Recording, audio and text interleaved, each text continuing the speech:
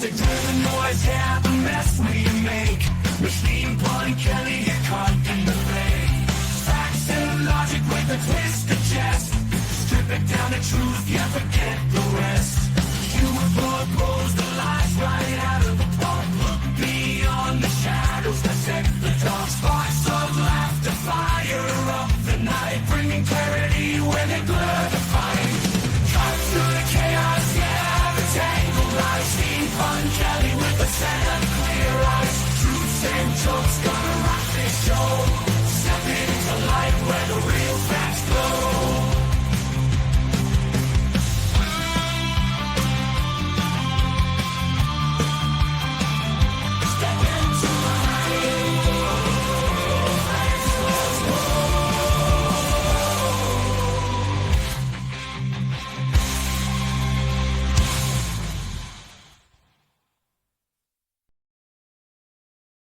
Hello and welcome to the Pun Show.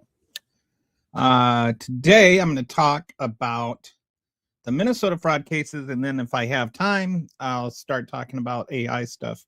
I had put together a whole show about AI, the good, the bad, and the ugly. I think it's a really fascinating topic, but so much has come up in the last weekend about the Minnesota fraud case, and I had some people asking me if I could cover this. So I am. I've created a little dashboard. It's a bit rushed, but I think I've got the basics of what's going on down, and I'll share that all first. But before we go into all that, I hope if you guys hope everybody first of all had a really great holiday weekend, and got another one coming up. But hope you got whatever you wanted for Kwanzaa or Christmas or Hanukkah or whatever you celebrate. Hope you had a great time with your families. I think that's the most important part of all of this holiday season is just being around the people you love and loving the people you're around. So hopefully you got to do some of that. So I think, do I have anything there's some stuff about how, there's all this stuff about Ukraine and Russia and where are they getting with peace and, phase 2 of Gaza. I have yet to see either side, like in either of these instances, actually concede something to the other side. So I think that right now it's just a lot of smoke being blown. Once I see Russia decide to make concessions to Ukraine or Ukraine make concessions to Russia, I'll say that something's advancing. But right now it's just like the Trump administration goes to Russia and Russia says we want everything, and then Trump goes to Ukraine, and then Ukraine says we want everything, and neither side is like giving in to anything. And personally, I don't think Ukraine should be asked to. It's like if somebody robbed a bank and you said, okay, give me half the money and you can walk free. No, I don't see why Russia has to give up anything for having been invaded. I think Russia should have to completely withdraw and pay for the rebuilding. And Putin should go to, The Hague for war crimes. Like, why does Ukraine need to give anything at all? All they did was get invaded. So anyway, and then like with the whole Israel-Gaza thing, as I've mentioned before, the Israel keeps bombing Ukraine, or Israel keeps bombing Gaza every day anyway. What's the latest count? I'll check. Hang on. I wasn't planning on talking about this, but I think how many times, I'll just ask Rock, how many times has Israel bombed Gaza since the ceasefire started? Sorry, typing live here. Did you hear me typing? Anyway. All right, we do have some. Most recent ceasefire in Gaza.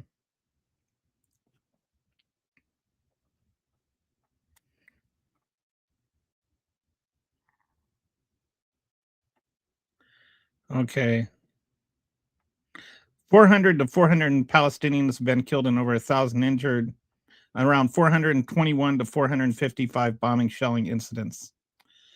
So yeah, there's never been a ceasefire in place to like, we're not even done with phase 1 and they're just going on about phase 2 as though phase 1 is completed or something, or that anything at all in phase 2. It's just like Trump pretending and the media going along with it. You have to wonder if Putin and DJT are doing side deals whenever they have these ridiculous meetings, have nothing to do with actual. I have,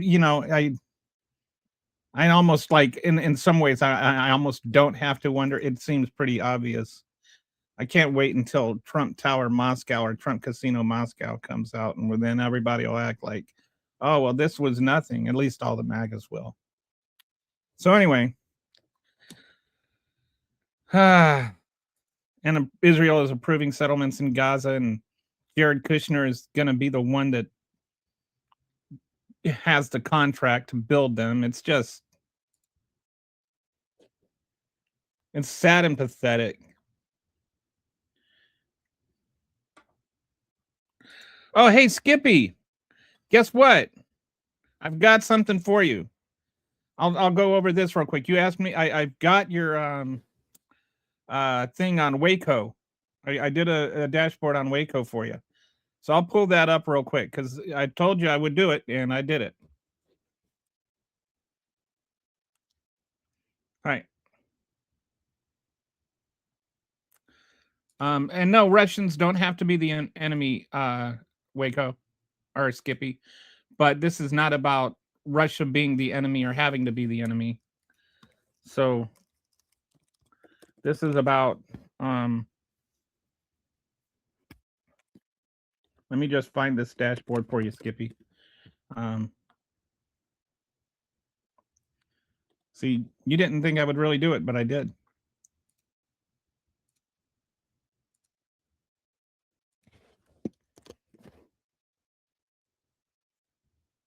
All right. So here's the deal. This is the deal I made for those that don't know.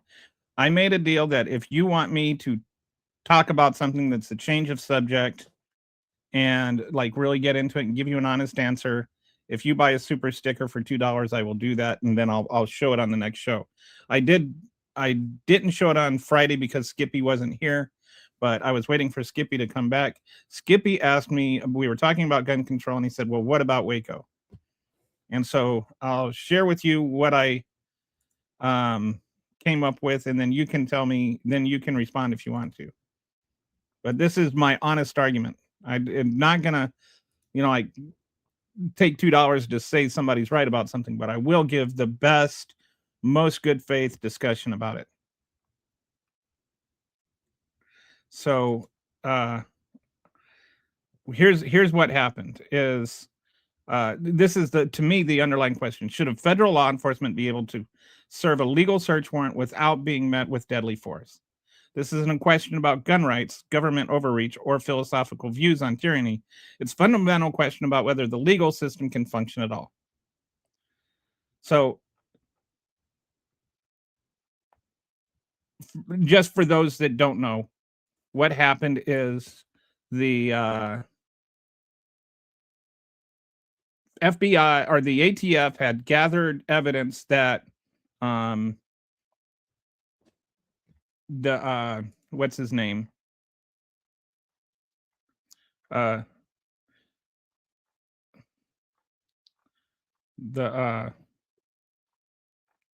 What's his name? All of a sudden I'm dropping it.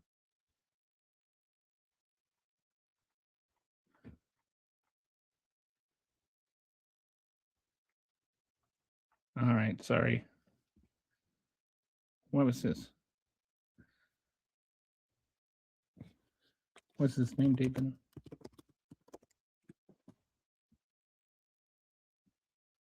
Yeah, David Koresh. Sorry, I thought that was the name. I just wanted to be sure. So David Koresh and the Branch Davidians were collecting. They were getting things from UPS that could be used to make automatic weapons, and they got a Waco or they got a warrant to serve. And then when they tried to serve the warrant, they were met with resistance, and there were shootings, and then there was a second attempt. Anyway, let's go through what the actual so this is the Branch Davidians felt like. One, there wasn't enough to actually serve a search warrant. That was their first complaint, is that the search warrant was invalid because there wasn't enough to validate it. Their second complaint was, well, David Koresh was going to town every day anyway. Why didn't you just arrest him there? Why did you have to come to the compound to arrest him? Why did you have to serve the warrant in the compound? And so then what happened is that they tried to serve the search warrant, and the violence happened. There was a guy that was a reporter who had caught wind that they were going to carry out this plan to execute the search warrants, tipped off the Branch Davidians. The Branch Davidians were prepared. They were, like armed and ready to prepare. And then some gunfire happened, and both sides say the other side fired first. And anyway, a lot of people ended up dying, and there was a fire and all of this kind of stuff. But the core of the issue here, to me, is that the FBI or the ATF got an actual search warrant, which they were trying to serve lawfully. You can appeal whether or not somebody has the right to develop to serve a search warrant, or whether the search warrant should have been authorized in court. That does not give you the right to shoot FBI agents. There were 4 ATF agents killed, 16 ATF wounded, 76 Branch Davidians killed, and 51 days of siege. So after ATF gathered evidence of illegal weapons modifications, purchase records for AR-15 conversion parts. This was during the ban on assault weapons, grenade casings, and black powder in quantities consistent with the legal manufacturer. A federal magistrate reviewed the evidence and issued a valid search warrant. This established his probable cause through the proper legal process.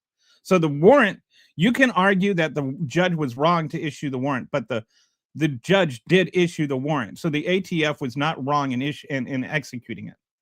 So the ATF agents attempted to serve the lawful warrant. They brought 76 agents because intelligence indicated extensive illegal weapon, a precaution that proved justified, right?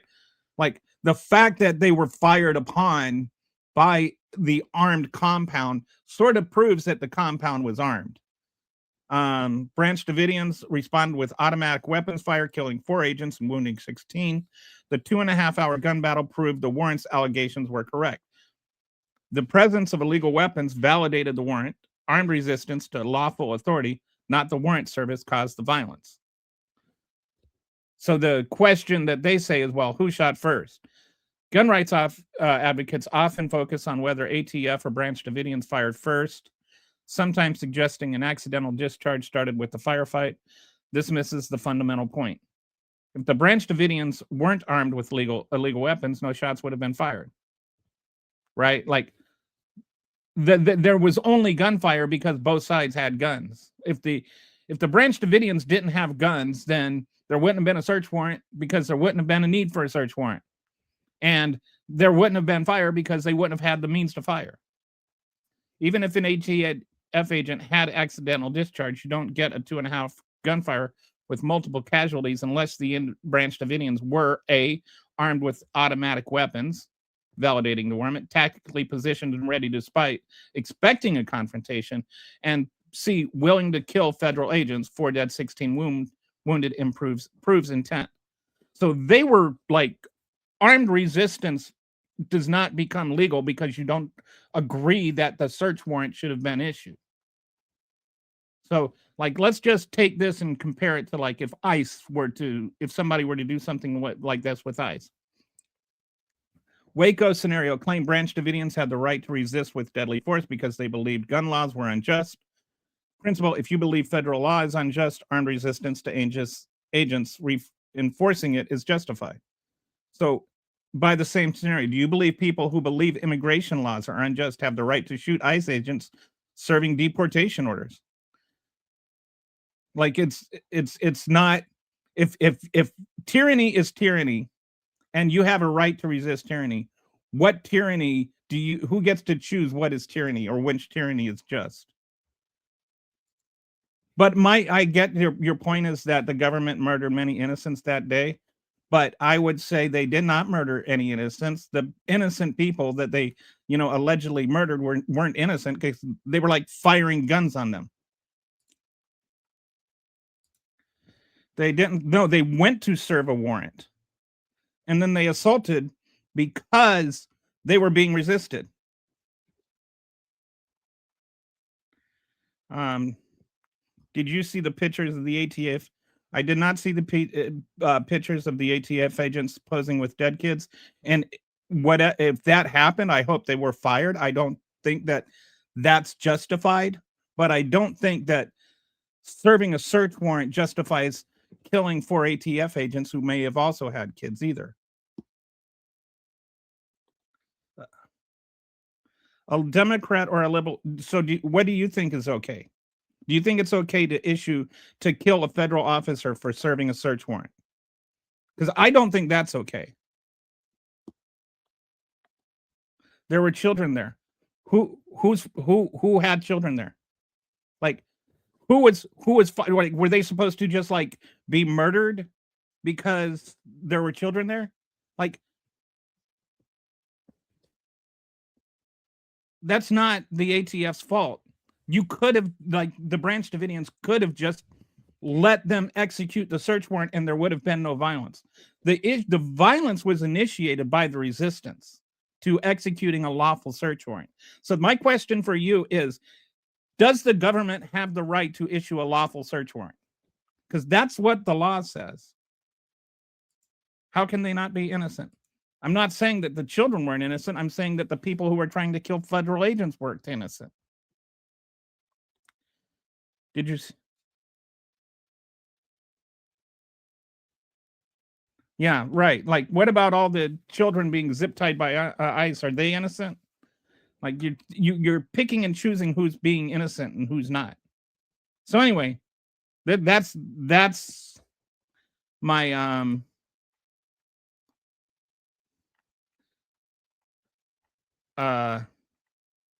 discussion. As you can see, I did a lot more research on this, Skippy.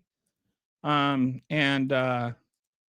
if you send an email to machinepunkelly@gmail.com, then I can send you a link to this dashboard, or I can send you the whole thing.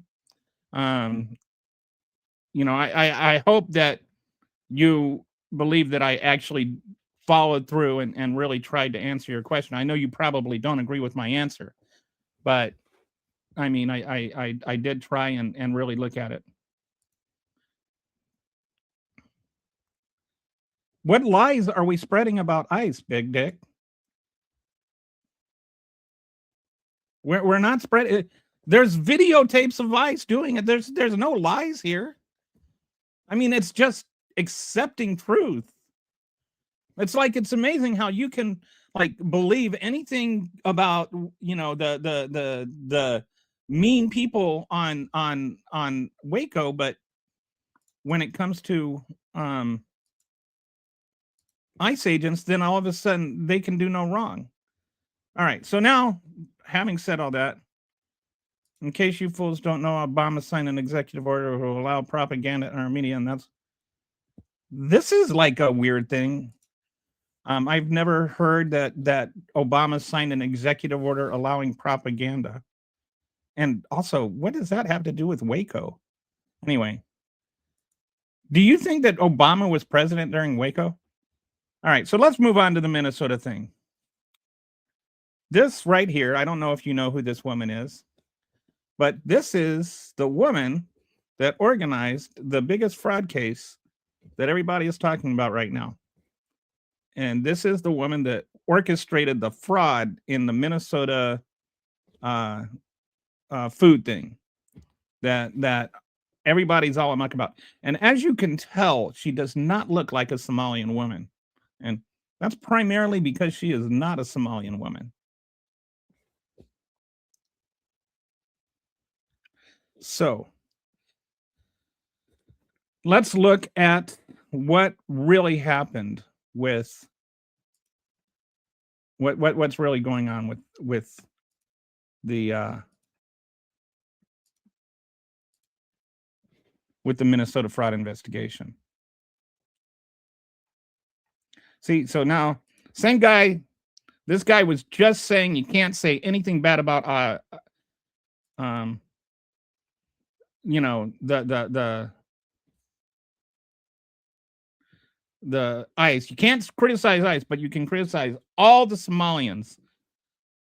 But you can't criticize one white woman or one ICE agent.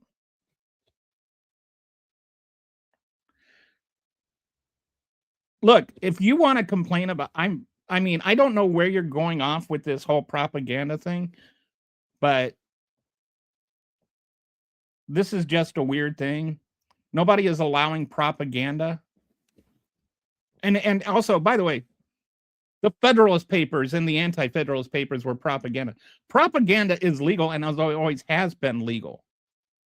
Like there was no point where propaganda wasn't illegal. Like I don't know what you're talking about. Fox News is propaganda. Right-wing media is propaganda. A lot of stuff is propaganda that's 100% legal. I don't know why you think that all of a sudden, like, what do you think that like only things you disagree with are propaganda? Because that would be propaganda.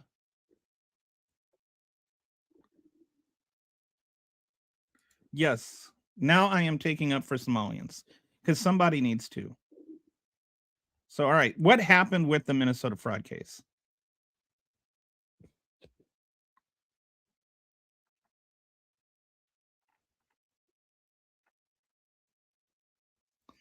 All right, so let's take a look at this. All right. Let's start with what actually happened, because I think there's a lot of misunderstanding, a lot of misperception, and especially a lot of people that don't seem to understand the timeline of this. It seems like a lot of conservatives want to act like this is something that's just been discovered or just been unearthed, and you know, like Biden, or that Trump exposed some sort of fraud that was happening under Biden. I did not literally just call everything I don't agree with propaganda. I said that Fox News is propaganda and right-wing media is propaganda.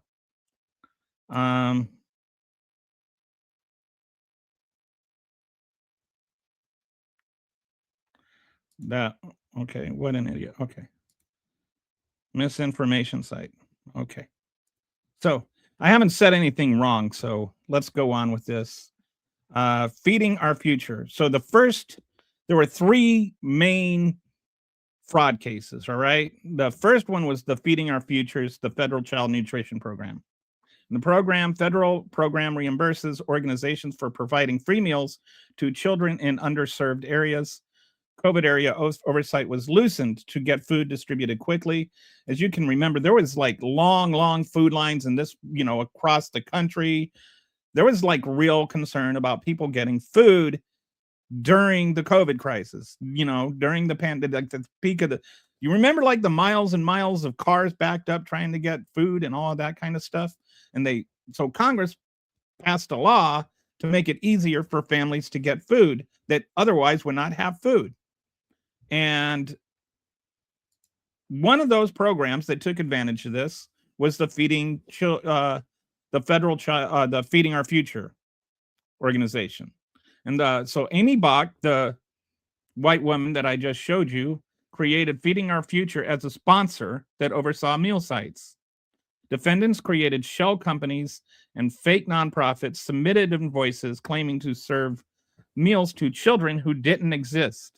So I see a lot of people saying, what about all these families that, you know, were complicit? And like a lot of these families did not exist. A lot of these children were made up. They were fictional. They did not exist. There was another fraud that involved children that did exist, and we'll talk about that in a minute. But the federal, this one right here, the largest one, that one did not involve any, like, mostly it did not involve real people. Okay, and the money, okay, they fabricated attendance rosters with made up children's names. At peak, they claimed 299 sites served 90 million children in under 2 years, 120,000 meals per day. FBI surveillance showed one site claiming 6,000 meals a day actually averaged 40 visitors. So the money, $250 to $300 million, was just stolen. It was spent on luxury cars, lakefront property, jewelry, international travel, including $20,000 villa rentals in the Maldives, wire transfers overseas. And the victims, the children, were mostly fictional, no real victims of service not rendered, but legitimate meal programs lost funding and struggled to compete. So out of that, 70 were charged, 59 were convicted, including Amy Brock. And yes, a lot of them were Somalians, but that does not mean that all Somalians were involved.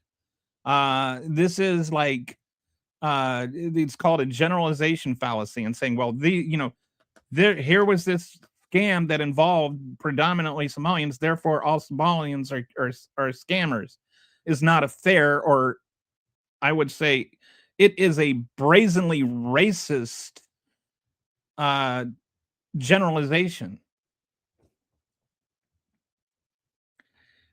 Okay, I don't care. Guilt by association. How are you guilt by association if you're not associated? Again, these were made up people. There weren't children actually getting food. The people that were actually involved have been prosecuted. Like, I don't know what part of that stumbles your little MAGA brain, but yes, the people that were guilty of this fraud should be charged, were charged, and should go to prison and are going to prison. The people who were not should not be condemned because they happen to have the same ethnicity as some of the people that did it. Okay. The second program was the Housing Stabilization Services Program. All right. This one was launched in 2020, again during the pandemic, as the nation's first Medicaid benefit to help seniors and people with disabilities find housing, complete applications, move, and maintain tenancy. So how this fraud worked: providers recruited vulnerable people leaving rehab facilities and homeless individuals. They promised to help them find housing, submitted extensive Medicaid bills, claiming they provided housing services. In reality, they provided little to nothing. Clients often remained homeless. One group allegedly billed $8 million. One group allegedly billed $8 million while providing minimal actual help. The $302 million estimated total fraud, sometimes estimates higher.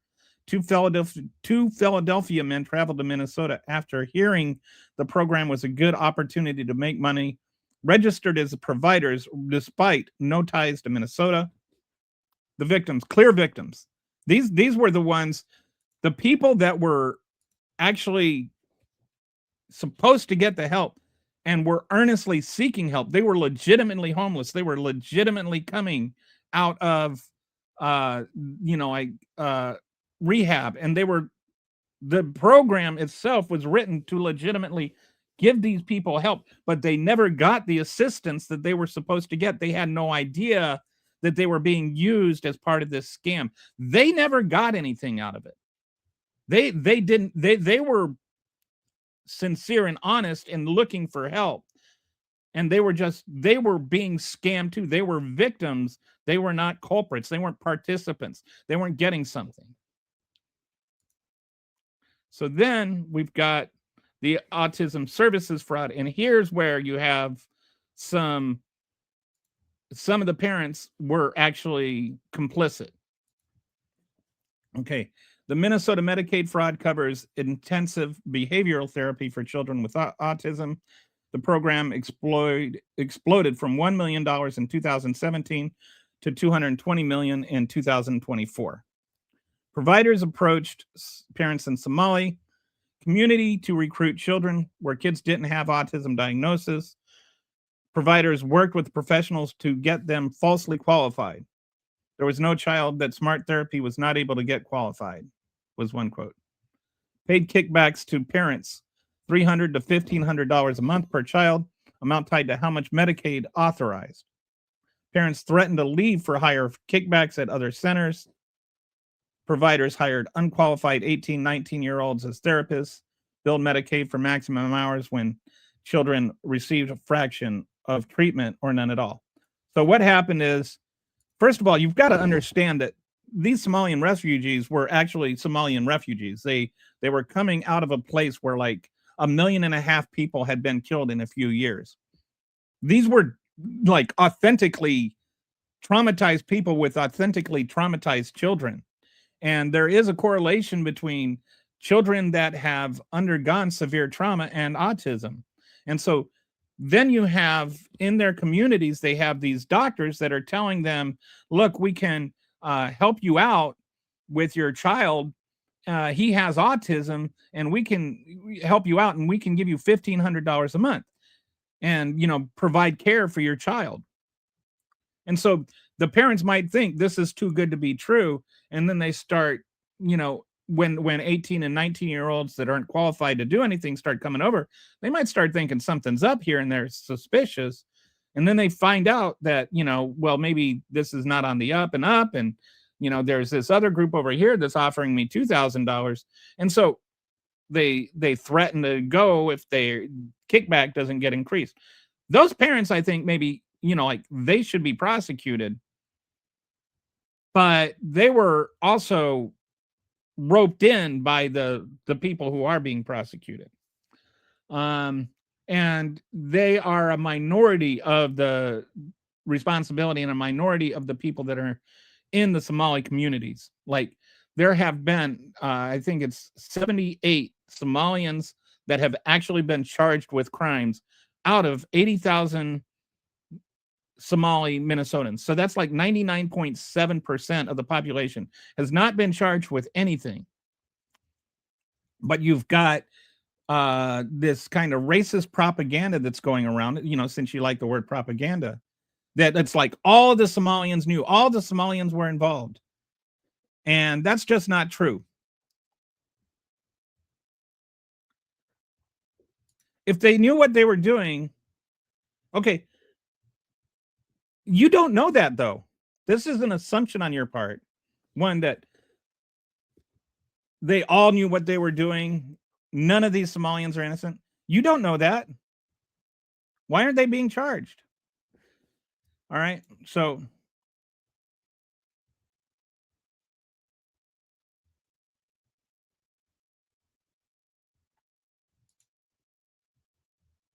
you don't know they didn't. But you know what? Last I heard, in America, you're innocent until proven guilty. You don't have to prove innocence to prove you didn't commit a crime. You have to prove guilt. The government has to prove guilt to prove you did commit a crime. Why is it that Donald Trump, no matter how much evidence there was against him, you could not accept that he was a criminal? But then just based on somebody being a Somalian in Minnesota, you can assume they're guilty.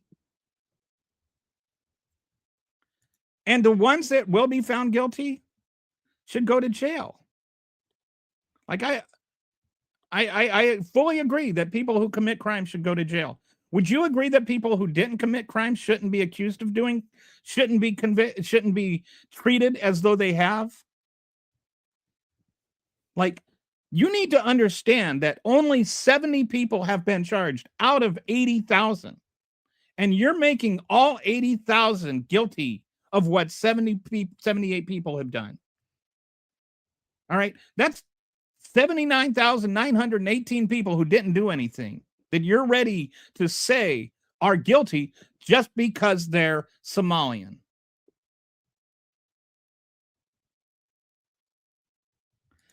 Oh, so it's just like Gaza, 70% of them This is just like, I'm sorry, dude. Your made up stats don't matter here. Yep. Now we're getting into pedo Democrats, the guy that votes for the guy that hang out with Jeffrey Epstein. So anyway, I'm so shocked that I'm getting all these MAGAs that are just full on running into the racism rather than acknowledge facts. So these are some common patterns across all three of the schemes.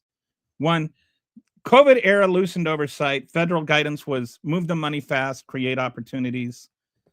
This is a legitimate thing. And part of the issues here were that the federal programs that were meant to oversee these things, they were loosened because they were during the pandemic, people needed food now. And so they loosened the oversight across the country, not just this one community.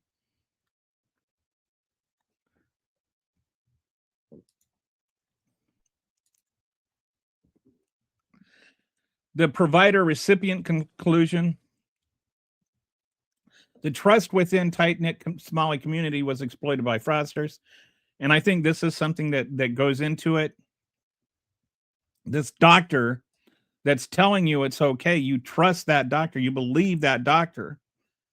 And these are not, like, most Somalians don't even have a high school education. They don't know what US laws are. They maybe don't know what's going on. There's a lot of ignorance, and they're being exploited.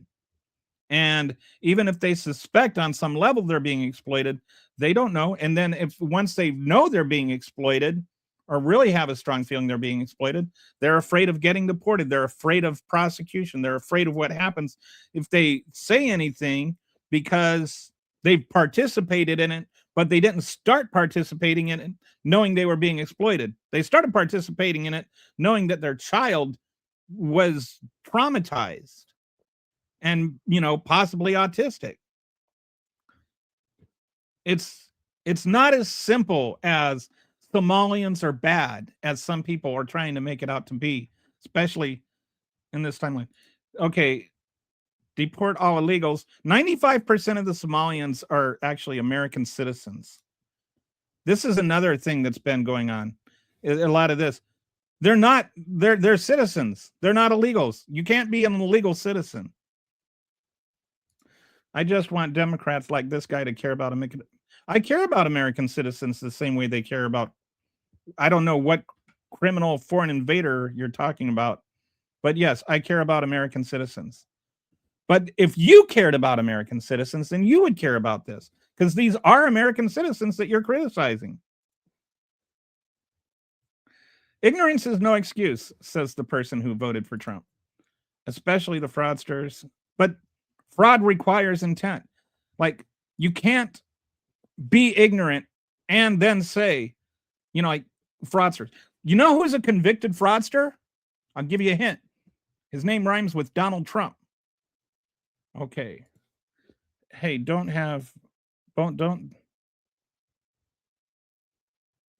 But they don't have rights. Most likely here are here illegally and came during. Okay. A, they did not come here during the Biden years. B, they are citizens. And no, their bank accounts aren't frozen. And no, they're not sending money to terrorist organizations. Liberals should have never shut down the country. Liberals didn't shut down the country, and they think what were doing, and they think what, and they knew. Oh, they knew. KNEW, bud. What they were doing. Look at their on country. Like, dude, learn grammar. So basically, I think what he's trying to say is that the liberals shut down their country, shut down America. We knew what they were doing, or maybe, I don't know. Are you trying to say Somalians knew what they were doing? And that's why I don't know. I mean, like, at least if you're going to complain about illegals invading our country, learn to speak English. Democrats advocate for open borders. No, Democrats do not advocate for open borders. We do not protect human traffickers. And we actually are against child abuse. You called us racist. You've been racist. You're literally making racist arguments right now. Like, you're accusing all Somalians of being fraudsters based on the act of 78 Somalians. So that is like literal racism, Salty. Don't get offended that I call you a racist if you're going to make racist arguments. Are all Somalians fraudsters or not? We do not live in a business. There's no such thing as living in a business. Their citizenship can be... No, it can't. And some of them are naturalized citizens, but a lot of them are also natural-born citizens. 2 naturalized citizens. Can you, like, retroact? Like... Oh, my goodness. A lot of these immigrants do the same thing where they infiltrate our country and then send money back to their home. They're not infiltrating our country. Like, why do you have to use words like infiltrating?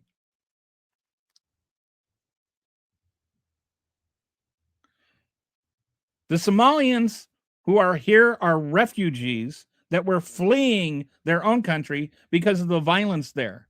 They're not coming over here to send money back to support the violence that they fled.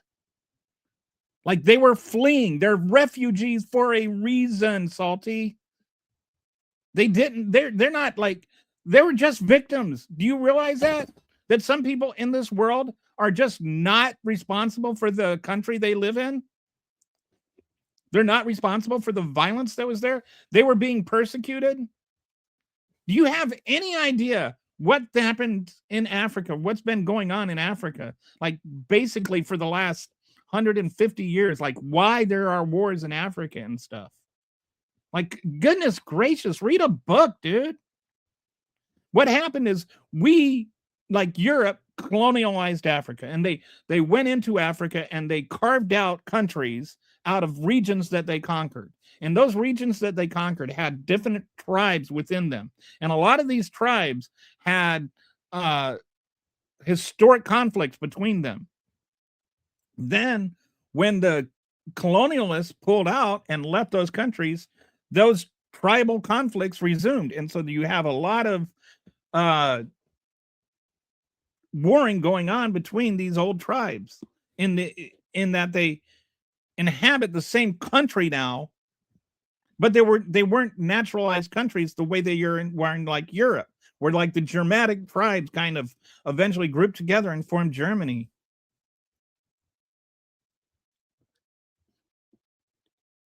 Illegals don't speak. The ones that speak English do. If Democrats, those...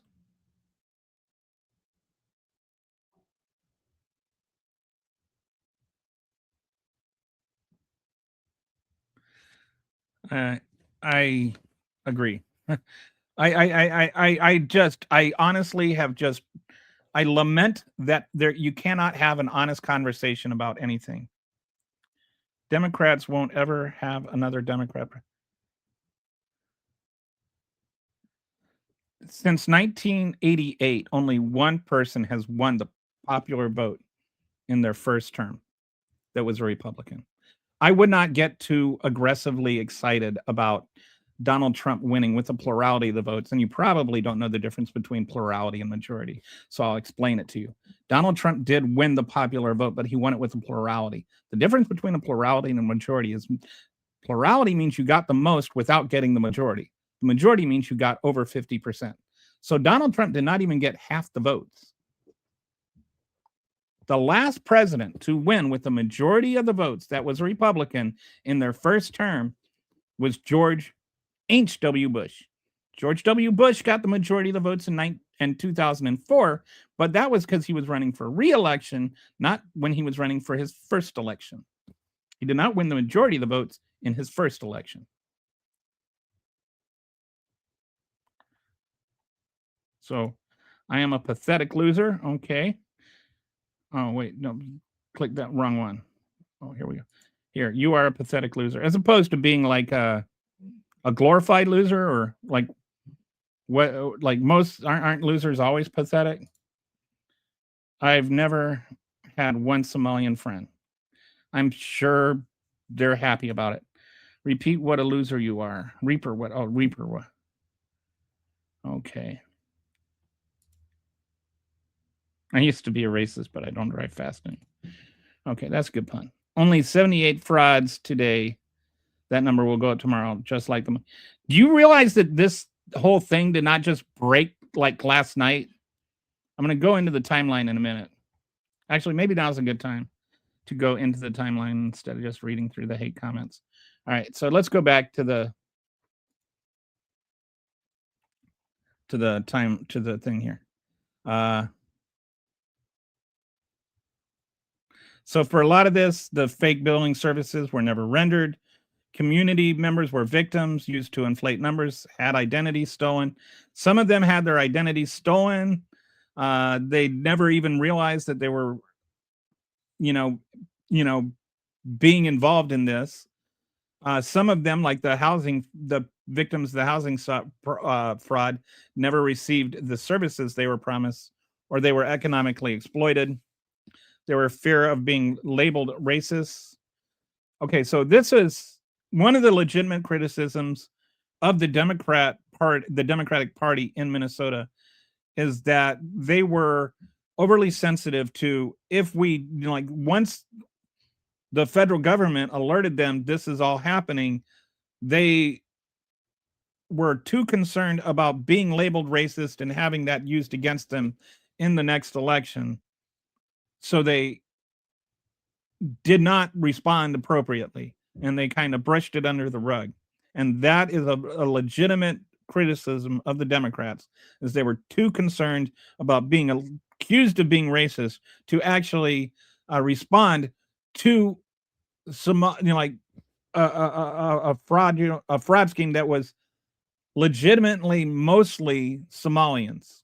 Not, when I say mostly Somalians, I mean most of the people involved in the fraud were Somalians. That does not mean most Somalians were involved in the fraud. And so that's a legitimate criticism. There were like really, really big red blaring flags that they should have responded to, that they did not respond to, because they were being overly sensitive to being labeled as racist. State systems, inadequate Minnesota systems weren't designed to catch organized provider fraud at this scale. And honestly, I don't know how many states are. Like, this was sort of a new thing, this specific kind of fraud that was being done, because it was all taking advantage of a law that was passed in 2020 during the pandemic. This couldn't have happened before 2020, and it happened in this one community that had a large percentage of Somalians. Many defendants ran schemes across multiple programs simultaneously, like Asha Hassan, who was Somalian. He took $14 million in the autism and $465,000 in the Feeding Our Future scam. So my point is that, yes, there are people that legitimately should be criticized, and there are legitimate criticisms to be had. But that does not mean that it's legitimate to criticize all Somalians. Like, criticize the Somalians who are guilty. Don't criticize the entire Somali community because of what some Somalians did. I don't even understand sometimes why people can't make these distinctions in their own mind without having to be told to. So, like this guy, deport all Muslims from everywhere. Like, somehow this is a Muslim thing now, and this is Islamophobia right here. And he'll get upset that I called him out for being an Islamophobe. If an army from Africa invaded, the U.S. Democrats would beg us to put down our arms in order to appear. No, I honestly do not believe that. I mean, I really genuinely don't believe that, and I think you don't believe that either. And that's why you've got the laughy face there. But why is it that you can't have an honest discussion? Why do you have to resort to like hyperbole and overstatement in order to make your argument? Unless it's because you don't have a legitimate argument to make. Like, there is a legitimate history of racism in this country, right? We can't deny that. You can't just ignore that. You can't pretend it away. And in Minnesota in 2020, during the George Floyd protests, there was legitimate reason to have sensitivity towards even appearing racist. And that is part of the reason it was so easy to exploit all of this. Like, this is, to me, one of the things that happens, and this is where, like, I feel like some things we should be able to reach across party lines and have an actual discussion. There was legitimate fraud here that should have legitimately been caught. And it was by a minority community for the most part. And the fear of being labeled racist because of that prevented it from being caught. Like, all of that is true. But how do you also, like, address all of that without unfairly labeling all those people in that community as fraudsters, without unfairly harming the people in that community, which is what right now MAGA is trying to do. They're trying to label everyone in that community as being a participant. And this is why the other side is, concerned about it. And so this is why I'm saying we need to actually be able to set aside partisan politics and have discussions. How do you address situations like this, not just without seeming to be racist, but without actually being racist in the response? Like, if you just say, let's deport all Somalians, that doesn't solve any problems. It just creates more problems. It's deeper than Americans good, Somalians bad.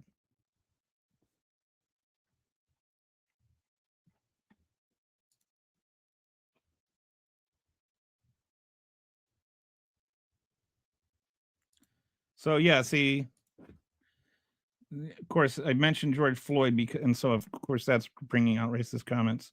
Hundreds of millions of dollars in fraud, and you're still. I'm not defending the disgusting, disgraceful excuses for human.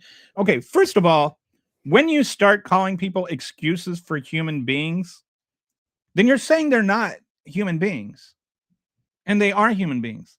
They are criminals and they deserve to be prosecuted. And I'm saying they're deserving to be prosecuted. But what I'm saying is not everybody who is Somalian deserves to be prosecuted. What I'm not defending the people who committed fraud. I'm defending the 99.97% of Somalian Americans who did not commit fraud, who are being castigated in with those who did. There are 78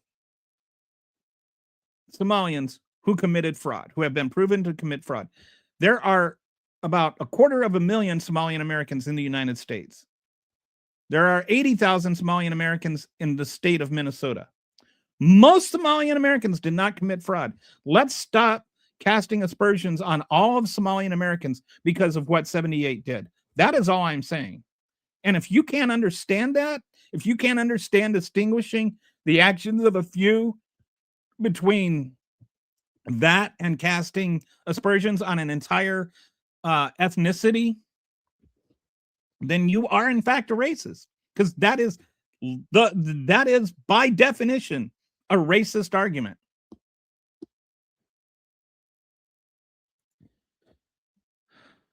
No, you cannot buy a 5-bedroom villa and 2 assault rifles with 4 pet Ridgebacks included and a small army of soldiers in Somalia for about $4. I do not think that's true. I think that's probably just a racist lie. Trump is 7% Somalia. How can he be racist? By everything he says and doesn't know, he's not 7% Somalia. Okay, but you are. I don't care if you care. I'm just pointing out, you said, why do we call you racist? And I pointed out, it's because you're racist.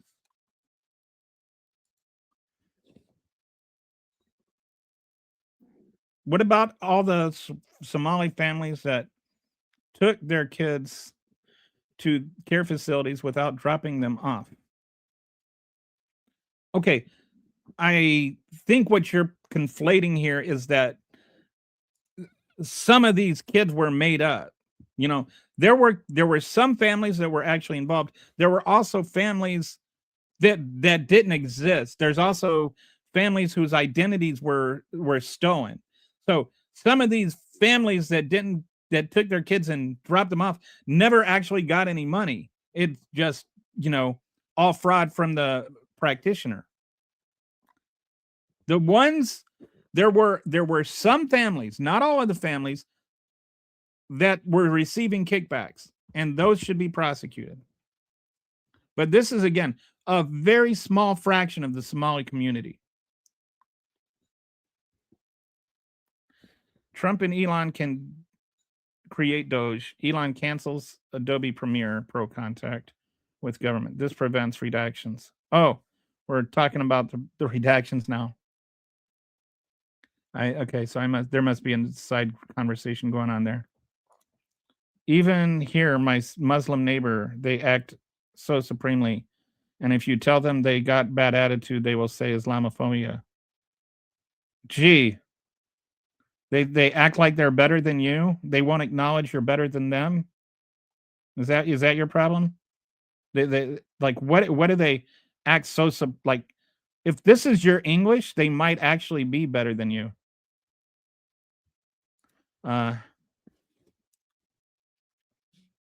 Having X amount of non-white Americans doesn't actually make anything better. I don't know where anybody argued that it does. It's a lot more than 78, but no, it's not a lot more than 78. That is an actual number of people that have been prosecuted. That's not a made up number. That is the number. There are some, as far as I know, no parents have been prosecuted yet, but because you have to prove that they knew about it, and that may end up happening, but right now it hasn't happened. One bad apple ruins the bunch. Ever heard of that? Yes, I am pretty sure idioms don't apply in a court of law.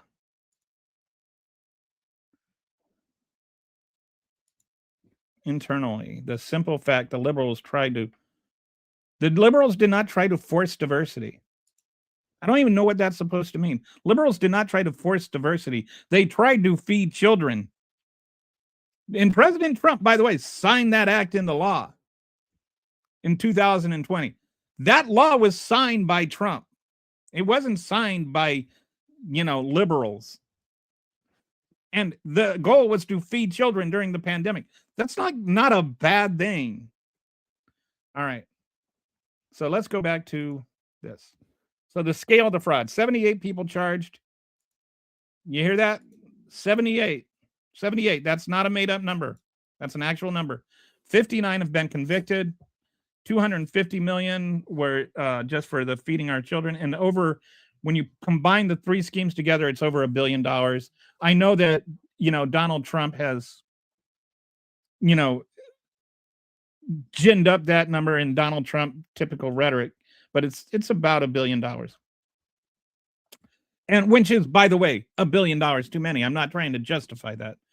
The 78 people charged out of 80,000 Somali Americans in America is 0.097% of the community, which means that the other 99.913% of the community didn't do anything, or 99.903.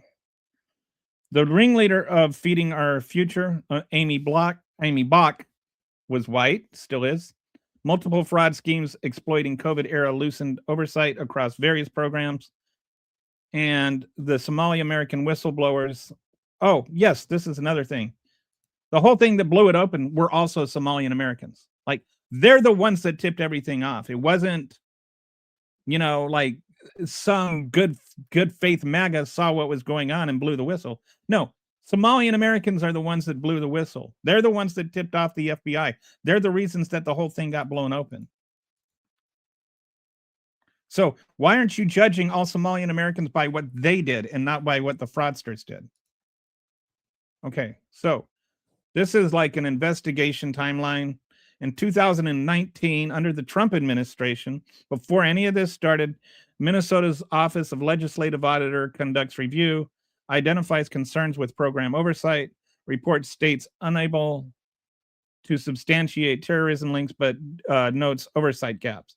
So Trump asked them to look into whether or not Somalians were sending back money to pay for terrorist groups, and they couldn't find anything like that. But they noticed that in doing this, that there was some oversight issues regarding some of these programs that maybe needed to be addressed. And that was in 2019, the state of Minnesota responding to the request of the Trump administration. Then in 2020, the COVID era programs launch, signed again into law by Trump. Federal child nutrition program expands with loosened oversight requirements. These loosened oversight requirements, by the way, were across the country. They weren't just in Minnesota. The Meals Act passes Congress to expedite food assistance during the pandemic. Multiple state programs see rapid growth. So it wasn't just Minnesota, and it wasn't unexpected. The whole reason they were expanding it is so that people could get food, children could get food. All right. Then late 2020 and 2021, this is when they started noticing some things. The Minnesota Department of Education flagged issues. They attempt to cut off funding to Feeding Our Future after identifying severely deficient operations. Feeding Our Future sues the state. Judge orders payments to continue pending investigation. So the state actually tried to stop it, and then a court told them they couldn't stop it until the investigation continued. Like, did you know that? And this is, by the way, 2020, 2021. This is not happening like last month. Then in January 2022, when Biden was still president, by the that Donald Trump came up with, the FBI raids okay with you, by the way? Like, is it okay when the FBI raids this group, but or is it just not okay when they're raiding Waco? FBI raids Feeding Our Future meal sites. We didn't need the some right-wing podcaster to go and film what we knew about for 3.5 years now, almost 4 years. Federal investigation becomes public. Feeding Our Future operation ceased shortly after. This is according to the FBI press release. The Biden administration, the first major indictments happened while in September of 2022. U.S. Attorney Andrew M. Luger announces federal charges against 47 individuals in what DOJ calls the largest pandemic fraud in the United States. Charges involve $250 million in theft from federal child nutrition program. So this is not something that happened under Trump. This is not some, look, the liberals were trying to do all this and then Trump came along and stopped it. No. This happened under the Biden administration. Then more charges were filed in 2023. Investigation expands beyond Feeding Our Future. Additional defendants charged. State legislative auditor releases comprehensive report faulting MDE for missing warning signs. Minnesota Department of Education for missing warning signs and failing to address complaints. All right, so I'm gonna check the comments here and see what's going on. MAGA all up in arms about fraud today. Totally cool with 34 felony accounts of fraud. Trump and like let's not forget about the all the fraud again committed by the Trump organization that the CEO had to go to jail for, or the fact that Eric Trump was convicted of charity fraud, or that like basically none of the Trumps are allowed to have any charity organizations ever again because there's so much fraud there. Like the idea of MAGAs being upset over fraud is kind of ridiculous. I even saw Rick Scott getting all upset about like this Medicaid fraud, as though he himself has not become didn't make hundreds of $millions off of fraud. I know they worship a prophet, a pedophile prophet at that. Marry young children, raping women, killing gays. Not a bit of Quran is worth a crap. Oh, I thought I honestly believed that you were talking about MAGA there. Because like every bit of that, if you just change the word to Bible, is true with MAGA. I know they worship a prophet, a pedophile prophet at that. Marry young children, raping young women, killing gays. Not a bit of the Bible is worth a crap. That fits every single part of that fits with MAGA. Yep, that's not it's also happening in Washington State. Yeah, I think it's not just it's happening, and it is happening in other states, and it's because, and this is why I say we need to make it more about what is happening and how to stop what is happening. We need to make it about the fraud, not about the Somalian community. Because the Somalians aren't doing it in Washington. You should teach a course on COPE. Would you take it?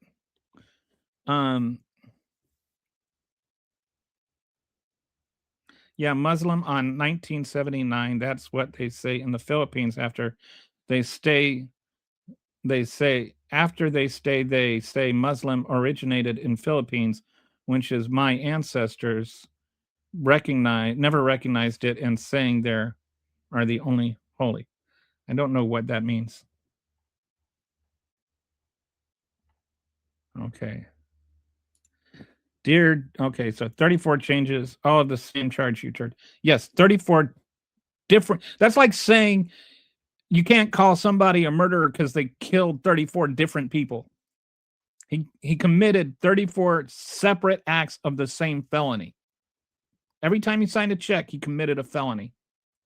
And actually, if we're being honest, that is honestly the lightest of the crimes that he committed.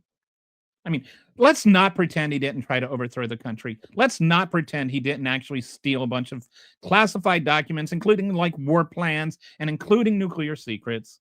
Like, please, can we just stop pretending that Donald Trump is this innocent person who has been victimized by the, like lawfare or whatever? He is a criminal. He is a bad person who has done a lot of bad things. And no, it's not because he's orange. It's because he did bad things. It's not orange person bad. It's bad person orange. Dear Democrats, are you... Actually, this is my country. And I will ask you, do people who are protesting ICE agents, do they have Second Amendment rights, Chris? Or China, or whatever your name is? China virus 19. Yeah, that's not at all racist. I'm sure you're not racist, right? I bet you always have people say things, and then you're like, why are you always calling me a racist? And then you run around with a name like China virus 19. Host upset to fraud like Somalian Learning Center when you read it, Learn Center, and no English.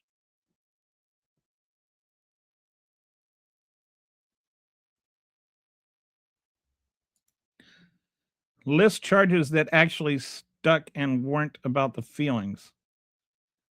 None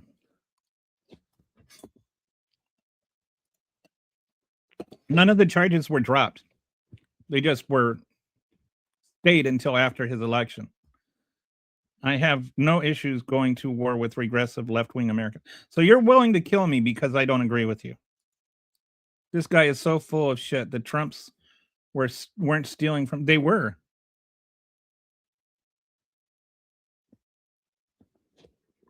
And they are. They have legitimately stolen money from charities, and they are legitimately barred from having charities. Trump supporters are Christians. Yes. They're Christians that like support a guy who rapes children. He's a pedophile.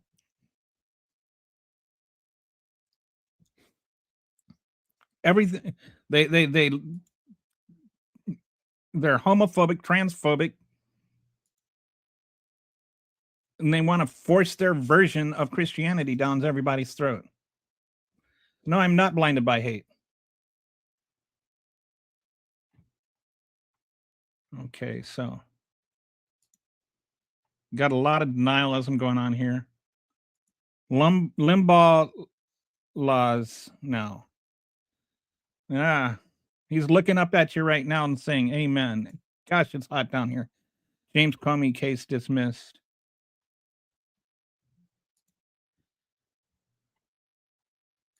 Who's crying? I don't see anybody crying. Trump is I see a lot of MAGAs crying. You don't need proof. You can say whatever. This guy rapes roadkill. Except that there was proof. I mean, there's more proof of that than there are that of the 99.9% of Somalians that you're accusing of being frauds just because they're Somalians. So anyway, let's go back to this. So the first trial concluded in 2024. The first group of 7 defendants go to trial. Multiple convictions are secured, including Amy Bach, founder of Feeding Our Children. Evidence shows luxury spending, lakefront property, Maldives via rental. In 2024, in September, fraud expands to other programs. They start looking at those. One defendant charged in autism services fraud. Federal prosecutors signal investigations into 14 separate Medicaid programs. All this again, all these investigations, I really want to point out, all these investigations started under Biden. MAGA wants to make it sound like this just happened and, like it just got exposed and they're all ready to jump on it. And they're jumping on it after all the trials have already happened. By October 2024, total number of individuals reaches 70. Vast majority have either pleaded guilty or been convicted at trial. Investigation continues into additional programs, and there may be more. But I don't think there's going to be another 80,000 people that are convicted that are all Somalians. So since then, since Trump took over, investigations continue. There's been new charges filed, but these are all programs that were identified and started being investigated under the Biden administration. Nothing new in terms of like Trump's administration has not broken anything open. They have announced investigation into the Al-Shabaab terrorism claims, but there hasn't been any evidence that this is happening. This notion that they're like sending money, they're sending this money to like this terrorist group in Somalia, that there's no substance to that. Okay. So what's the facts and what's the fictions on this? It's false. Most Somalians in Minnesota are on welfare and involved in fraud. All right. So let's like look at some distinctions here, okay? 78 people were charged out of the 80,000 Somalian Americans, 0.097% of the community. 81% of Somali households receive some form of assistance, primarily at Medicaid, that is normal for recent refugee populations fleeing genocide and state collapse. The fraud case represents a tiny criminal minority, not community-wide behavior. And if you go and you look at things like, when the Vietnamese came over here as refugees, when Cambodians came over here as refugees, when Cubans came over here as refugees. Every time there's been a large refugee community come here, they initially have a large percentage of them that are on some sort of federal assistance, because they're refugees. They're like coming over here for a reason. They're, like persecuted, and they're broke, and they're penniless, and they're looking for a new start. And so of course it's normal that you would see recent refugees on community assistance. That's not abnormal. But that doesn't mean everybody is on federal assistance is on assistance fraudulently. Like, we have to look at things honestly. We have to look at things reasonably and not just accuse everybody of being bad because some people are bad. Money from fraud went to terrorist group Al-Shabaab. Shabab. I guess it's Shabab. Anyway, multiple federal investigators told CBS News there is no evidence taxpayer dollars were funded to Al-Shabaab. Former U.S. Attorney Andy Lugar, who led prosecutions from 2022 to 2025, there was never any evidence that this money went to fund terrorism, nor was there any evidence that this was the intent of the 70 people we indicted. Treasury is investigating, but no evidence has emerged. Unless you are in a position to know more than the person that actually has led all of these investigations and has actually looked into it, I suggest you maybe just think that maybe he is telling the truth. Like, stop making assumptions because Donald Trump lied again. Like, Donald Trump says things that aren't true. I know that is hard for your MAGA brain to absorb, but sometimes Donald Trump lies to you. I know that you're probably all taken aback and about to call me a liberal hater, but it's true. Donald Trump lies. Okay, Representative, this one's one I heard. Representative Ilhan Omar was involved in the fraud. She has not been charged with anything. She introduced the Meals Act. She was one of the co-sponsors that loosened oversight to expedite food aid during COVID, a federal policy she continues to defend. That does not mean, however, that she had anything at all to do with it. Her campaign received donations from individuals later convicted, but the money was returned after the charges were filed. I think that a lot of times, and I see this both on the left and on the right, and it's a really bad faith thing, is to say you receive donations from somebody. Like, politicians don't sit there and personally vet everybody that contributes money to them. Did you know that?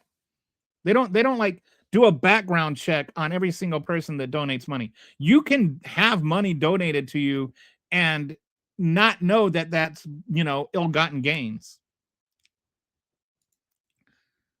The 3 charged individuals had ties to her political events, like attended a dinner or something, but no evidence of wrongdoing by Omar herself. There's nothing to show that she herself ever did anything to aid them or interact with them in any way, other than just, they donated money to her.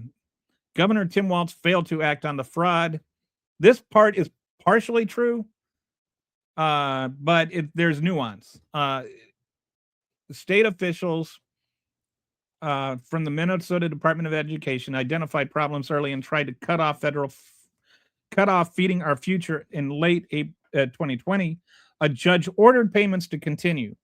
Walz said the FBI asked the state not to take action that could harm federal investigation. State auditors found MDE created opportunities for fraud by missing warning signs.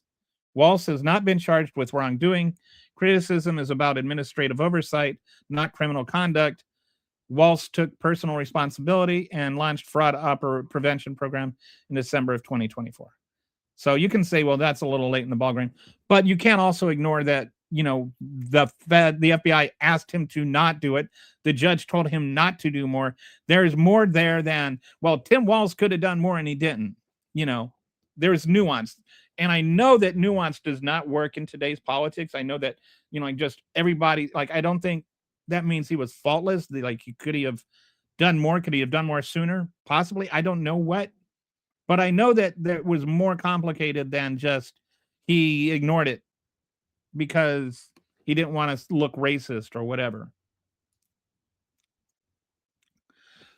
This is what is true is that this is one of the largest pandemic fraud schemes in history. In the history of our country, the DOJ called Feeding Our Future the largest pandemic fraud in the United States. The $250 million scheme, combined with housing and autism program fraud, brings total estimated losses to over $1 billion. 59 convictions have been secured. Defendants spent stolen funds on, luxury cars, lakefront properties, jewelry, and international travel. And the people that are convicted deserve to go to jail. They absolutely deserve to go to jail. The people who weren't convicted, the people who didn't do anything illegal, don't deserve to be deported because people took advantage of them. The investigation began under Biden and prosecutions are ongoing. This is like a thing that you need to understand. This is not like Trump got them while the liberals were letting it happen. While warning signs appeared in 2019 and 2020, while Trump was initially president, raids began in January 2022. The first major indictments started in September of 22. All under Biden administration. U.S. Attorney L.M. Lugar. Over 59 convictions secured before Trump was even reelected. New charges continue to be filed in 2025 under the Trump administration. This is a multi-year federal prosecution effort, not a recent discovery. All right. So let's stop pretending that this is like some new thing that just got exposed. It's not. It's something that's been exposed, something that's been ongoing. It's just something that MAGA just recently discovered. And so now they're acting like it's a brand new thing. Somali Americans were also victims and whistleblowers. This is also true. A Somali American fraud investigator reported that Somalis are usually the victims in many of these cases. Their identities have been stolen by providers, or they have been used by providers to get state money, but never received the service, according to Representative Kristen Robbins. Most of the fraud is in the Somali community, and some of my best whistleblowers are in the Somali community. So not only were Somalians like a lot of the people that were guilty were Somalians. There were another 10 that weren't. But a lot of the victims were Somalians, and a lot of the whistleblowers were Somalians. So, even the people that are like, well, why didn't the Somalians do anything? Why didn't they say anything? They did. That's how we got onto it.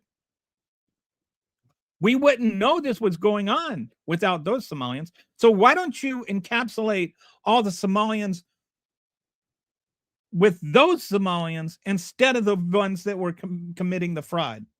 Why do you make it about, why do you lump all the Somalians in with the bad Somalians and not with the good Somalians? If you're going to lump them all together with the good Somalians. All right, so we're going to pause there, and then I'll come back here and read before I start going into like the refugee context. I'm just going to go through and read through some of these comments. Okay, but I'm going to tell you this, whatever Christianity you're supporting is not the right one, because celebrating gay is not part of Christianity. That is a sin. The Bible does not, like the idea of celebrating gays. All right, first of all, I am a Christian. But the Bible does not tell me to like go around making sure nobody's gay. Like, it tells me not to sleep with other men, and I don't, never wanted to either. I don't think the Bible should be the basis for any laws. I think that what I personally believe and what I personally feel led to conduct my life in is not something that should be law. I don't think it should be legislated. So I don't know what kind of Bible you read, but the Bible that I read is the Bible that tells me to worry about my own damn business and not about anybody else's. You like, well, that's quite a. If Trump is a Christian, I'll stop going to church. Trump is not a Christian. There's in Galatians 5, there's like the fruits of the flesh and the fruits of the spirit. You look it up, and it's like it's kind of ironic because there's like a number of things that if the whole idea is like if you are a Christian, you will behave in a certain way, and if you're not, you'll behave in a certain way. And the ways that you would behave if you're not a Christian, there's like a list of 10 things, and like 9 of them Trump does. And the irony is the only one that he doesn't is witchcraft, because he's always talking about it. So witch hunt. So it's like it's funny that he focuses on the one thing he doesn't do. Your voice sounds like you've been crying, LOL. Okay, I don't know what that means. I mean, I've been on here for an hour and a half and clearly not been crying. I'm not American. Okay, good for you.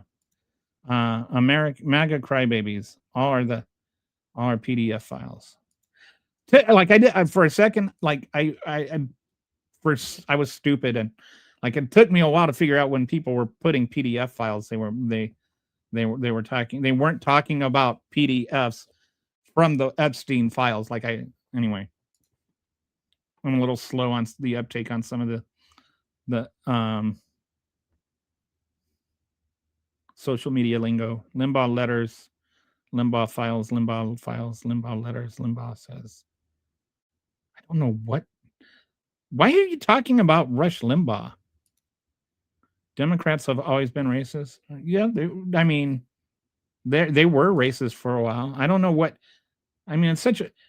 All right, I am not responsible for any group of people or their history or anything like that. I'm responsible for me.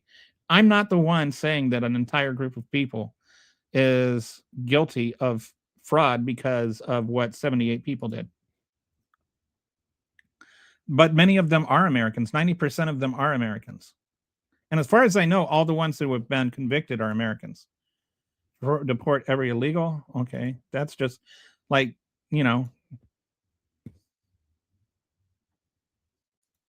So only Somalians in Minnesota, huh? I don't know what that means.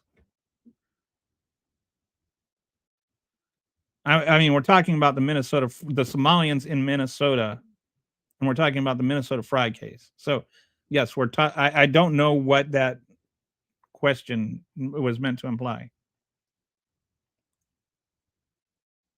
I love Canada. I think Canada's a great country. The Republican Party was made to combat the racism from the Democrats. Are you talking about the Civil War? I'm pretty sure we've moved on past that. And you want to push child molestation down our throats. I don't want to push child molestation down our throats.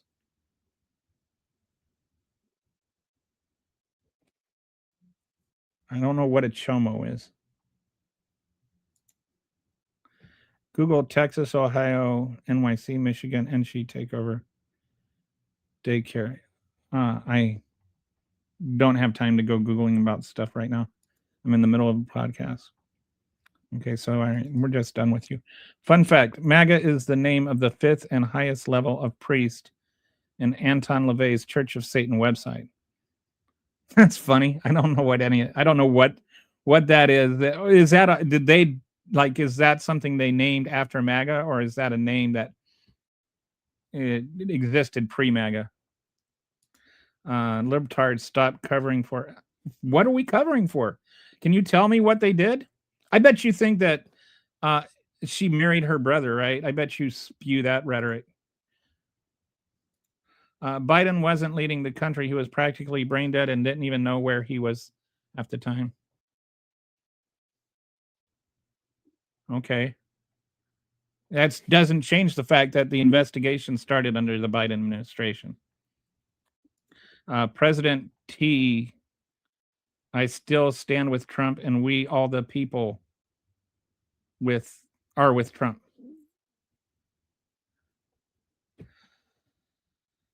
Why are MAGAs so bad at English? Sorry, but CJ we're not gay enough to vote for the blue. You're standing with all the pedophiles. I don't know how this became about pedophiles. What's with all the, like, I say 99.93% of Somalian Americans didn't have anything to do with the fraud, and you just, oh, so you stand with pedophiles. Democrats can't stop losing. Okay. Why are you all so weird? Okay. Besides, any Christian would never vote the blue. The fact that Christians celebrate aborting children, they celebrate mutilating children, they celebrate. None of this is true. The fact that you have to resort, like, I would point out that it is unbiblical to bear false witness, that's actually a sin. But MAGA crashes Grindr when they herd together. This is actually true. Remove assistants and send them back to their country. We don't need them. Okay. Like, people are going to travel thousands of miles to find you in your mom's basement eating mac and cheese. I don't know what that even means. Who's trying to find me? I don't have a basement. My mom is dead. Because their country is a shithole. We have to deal with these people. You know, at least you use the word people. I mean, would you say the same thing about the Cuban immigrants that came over here in the 80s and 90s? What about those refugees? What about the Jewish refugees after World War II? Why is it that you think that accepting refugees is bad? Why do you just, like, hate poor people or impoverished people or persecuted people? What makes them bad? What makes them so vile to you? Excuse me.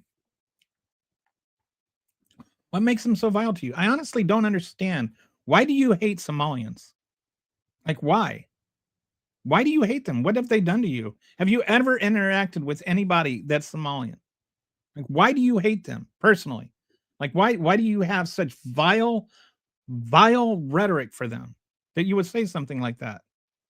I don't understand. What did they do to you? I mean, you can say, oh, well, they just stole this money. No, but all Somalians did not do that. And the ones who did have been convicted and are going to jail. So why do the ones who did not do that, why do they deserve to be punished?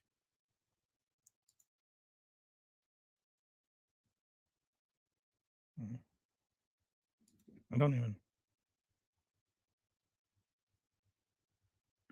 So yes, so now we've got, like, somebody that thinks that physical violence, like, oh yes. First of all, I'm betting that whatever his the guy that's lying about his penis size here is also lying about his propensity for violence. I bet you're about, like, 5'2", and either 350 pounds or 125 pounds. And I bet that you can't run a lap around your own trailer. Maybe not even, like, run back and forth across in your own trailer. I bet that you're typing that comment on your grandma's Vista computer.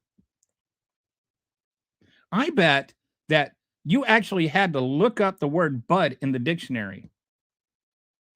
And I bet you eat raccoon for dinner at night. Okay. I'm in East Oakland. Okay. I don't think anyone would claim every Somalian is scamming, but they are. They literally are. Have you not been watching the comments here? And again, like I point out, they did report it.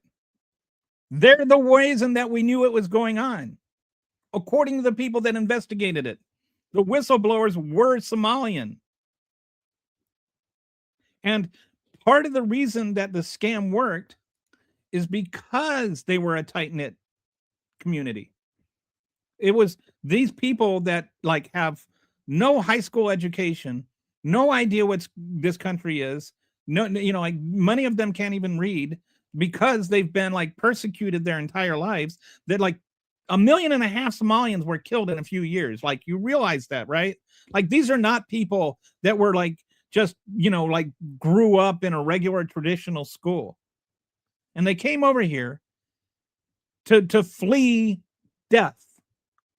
And then because they've been persecuted, because they've been through that kind of violence, their children have experienced a lot of trauma, and a lot of them might have autism. And so they take them to the doctor in this close community, and their doctor, who happens to also go to their church or to their mosque, tells them, look, we can do this for you, and and then you can receive this money to help with them. And then they don't know that it's illegal. And they don't, maybe they suspect it is, but they're like scared of looking into it. But some of them took kickbacks. Some of them didn't know that it was illegal. We don't know who knew what.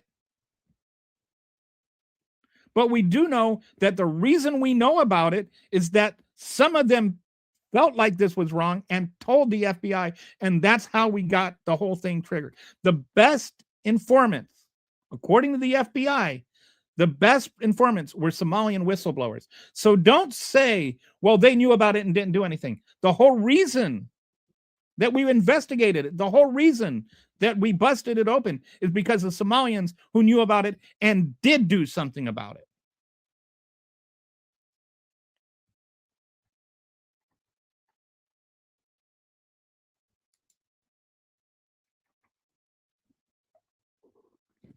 What do you mean he don't lie? He campaigned on transparency. Okay. There's anybody that says Donald Trump doesn't lie is either stupid or a liar themselves. Because you cannot honestly assess Donald Trump and not come to the conclusion that he's a liar. Nobody lies that much unless they're a liar.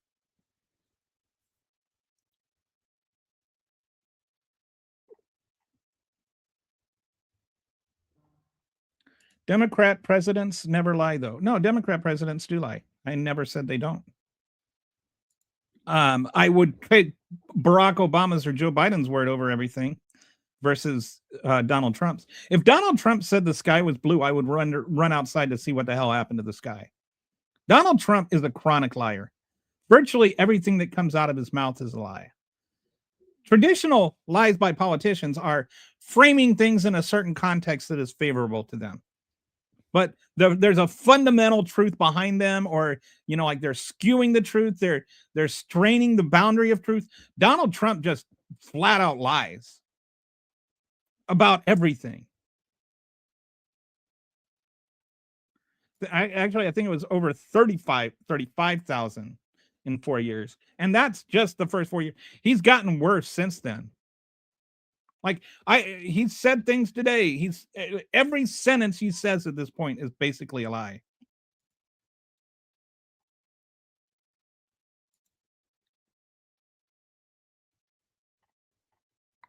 TDS.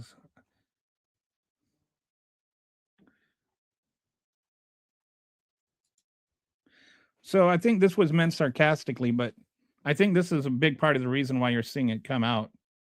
Is I think that a lot of this is being politicized because Tim Walz was the vice presidential candidate. He could be a front runner for 2028. And so this is a way to diminish his candidacy before it ever gets started.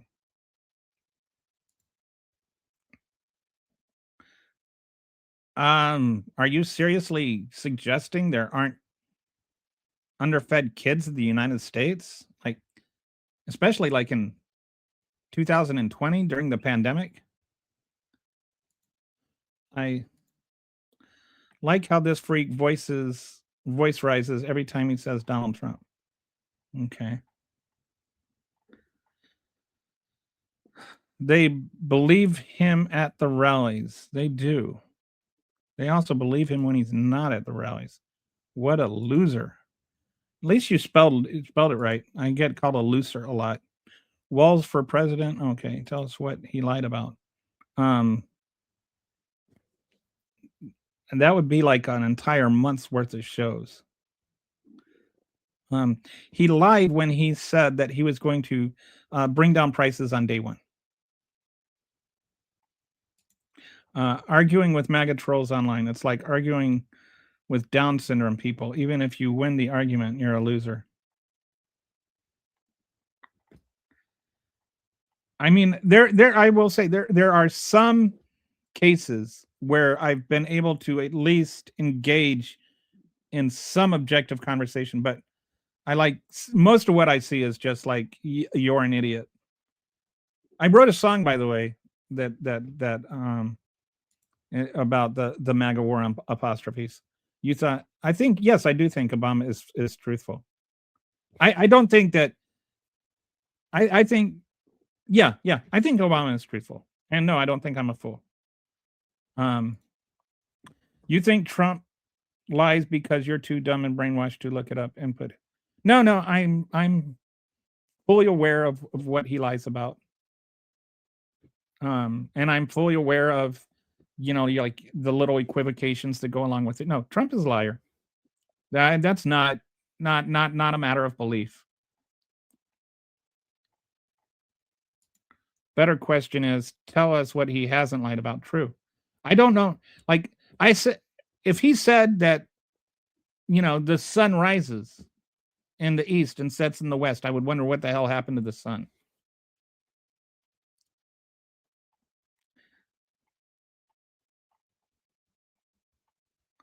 Okay, so anyway, we're getting off track here. All right, so let's go back over here. Seems like nobody.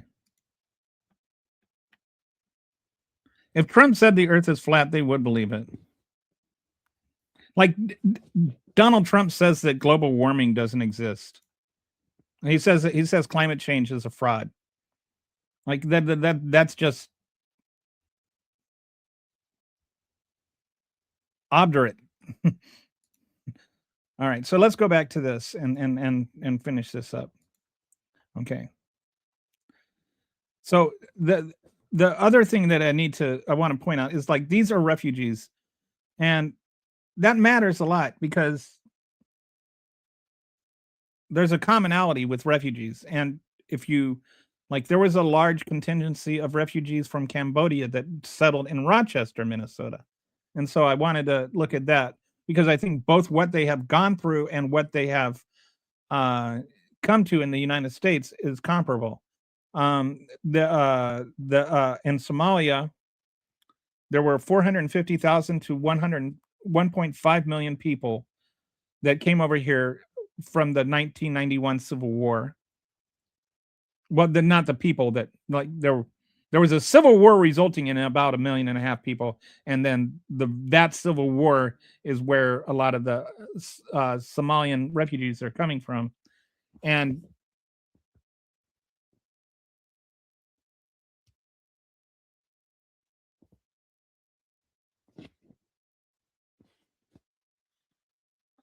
that's a pretty horrific level of violence to go through.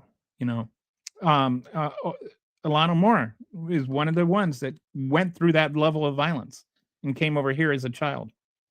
Well, she was like in her early teens, I think, depending on how you define child.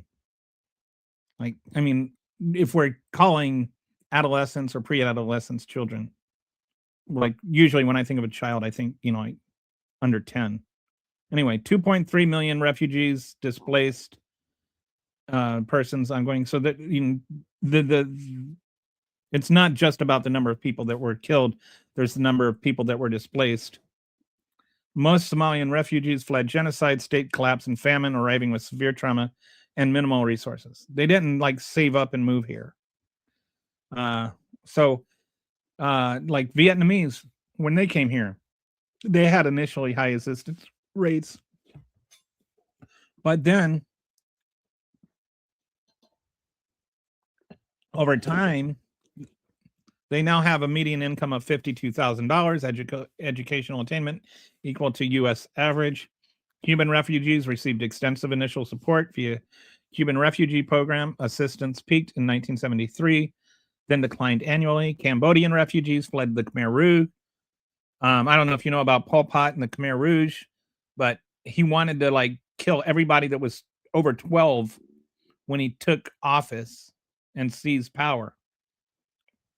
And he killed 1/3 of his own people in like 4 years.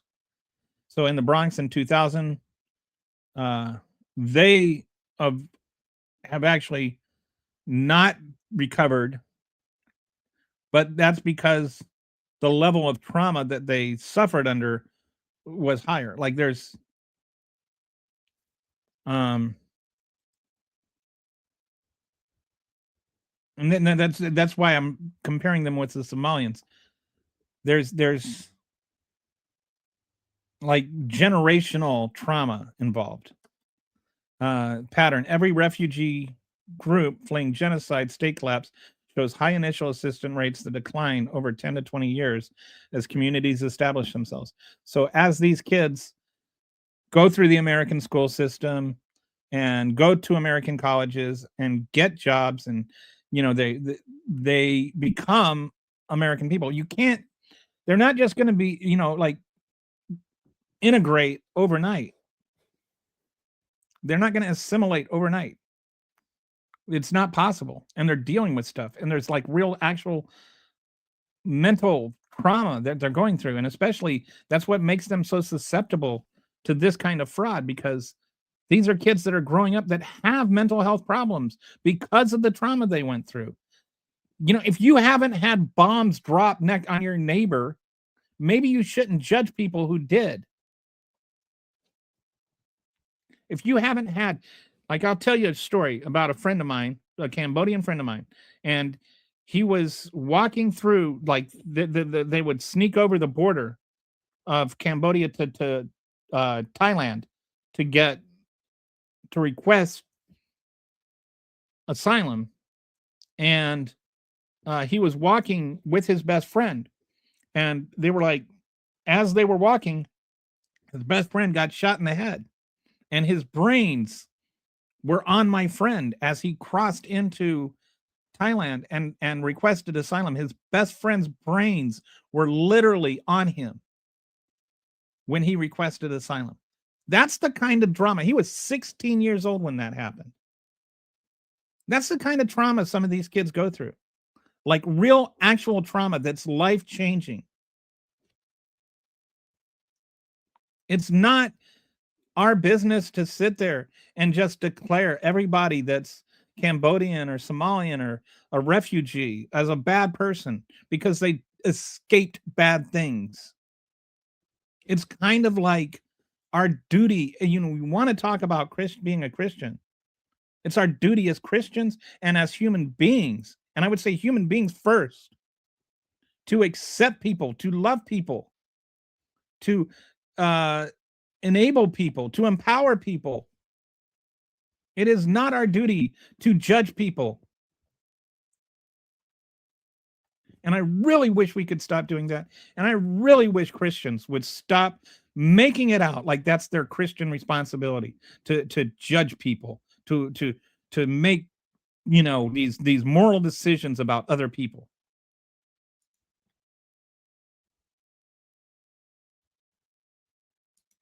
No, it's $1 billion, and it's not all of them. It's not. See, if you have to lie to make an argument, it should tell you something about your argument. So, there are 80,000 Somalians that live in America, or that live in Minnesota. The poverty rate is about 38%, with the median household income of $28,500. The assistance rate is 81%, which is primarily Medicaid. Which, you know, like if you're not actually getting treatment, you don't get Medicaid. Like you're just eligible for care And Minnesota is an expanded state and has one of the highest coverage rates for Medicaid. And fraud represents 0.097% of the community. 78 out of 80,000 native-born Americans receive 21% receive assistance and have a 6.9% rate. So yes, Somalians who are refugees who have gone through hell have a higher likelihood of being on government assistance. That does not equate to them committing fraud. That's like, you can be on assistance because you're on assistance. Doesn't mean that you committed fraud.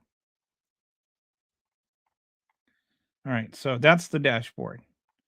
Let's go through some of these. We don't care about the people. Their lives don't matter, and they have nothing to do with me. That's a very, very Christian thought you have. I would say that all these people should just stay in their country and fix their country. I would say that you have lived a sheltered life and have no idea what you're talking about. We don't see American citizens commanding other governments give them a comfortable life. No, I'm not sure why that's relevant. All right. Since some people seem to be oblivious to the fact that there is a world out there, do you know why we have asylum laws? We have asylum laws because what happened in World War II is Jews were trying to flee Germany, and they kept getting sent back there where they would be persecuted and gassed and murdered and killed.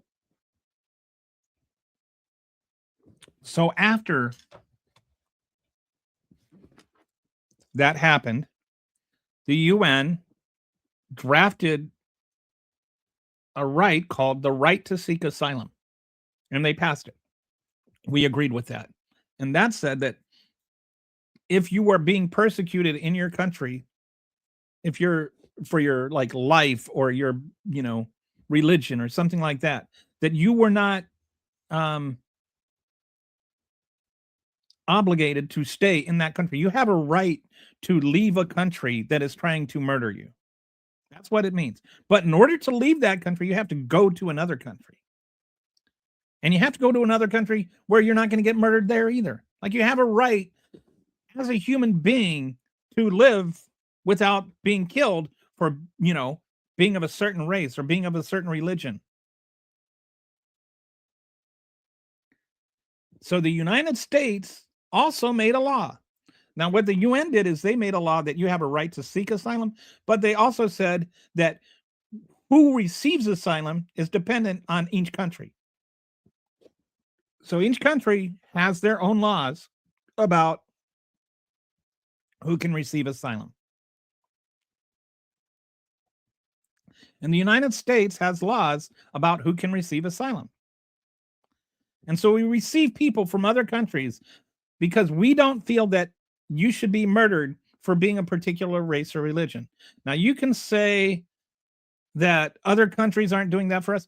We don't have in America, we have a free country. We don't persecute people and murder them because of their religion or because of their race or because of anything like that. That's why they are coming here. Like, if you don't understand that difference, I don't even understand why you are so proud to be American. You can't be all proud to be an American because we have freedom and then, then demand that other countries aren't taking us in. Somalian is not, Minnesota is not run by Somalians. I don't know what else to say about that. That's just 78 charged is BS. There are 78 that have been charged. That is not BS. That is an actual fact. You can look it up. It's in court filings and everything. 83% of the people on welfare in Minnesota. No, that is not true. 83% of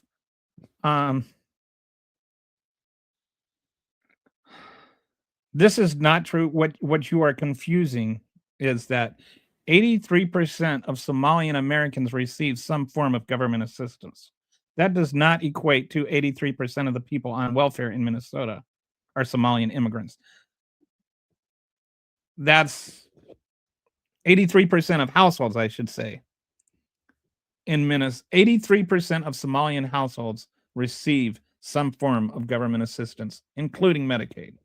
That is not at all equated to 83% of the people on welfare in Minnesota. Like, do you know how math works? Fun fact, Elon took a student visa, didn't attend a single day of class, and instead worked for a startup company. Instant grounds for deportation. Why didn't it happen? Self-deport with a rocket. Yep.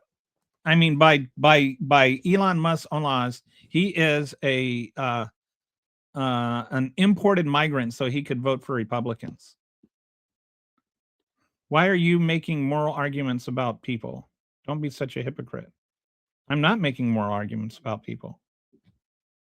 I'm making moral arguments about morals.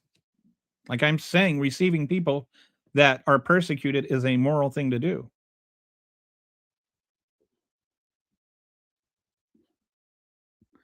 UK lets everyone in their country. Okay. My name is Hugh Janet. Democrats have ruined our country. Vote for all Democrats out of office or we're doomed. Okay, that's a very cogent argument. Get them out. Send them to Canada. We don't want them. Remember the past 4 years when we were told it's Mexican people coming up to get a better life? Turns out it was Muslims from all over the world who came here to destroy us. Well, that's some made up stuff. Get the leeches out. Well, man, a lot of hateful people. Okay, I bet if we went through half of these troll ancestors recorded at Ellis Island, we would find discrepancies that have grounds for deportation. Careful what you wish for, MAGA. I think Donald Trump's own grandfather was an immigrant that came under here under false pretense. Move to them. Why do they have to live in my house? Like, this is just such a stupid thing to say. I get so tired of. Why can't MAGAs at least come up with a creative, cogent argument? Like they have to live in my house? I don't have a very big house. I have a guest room.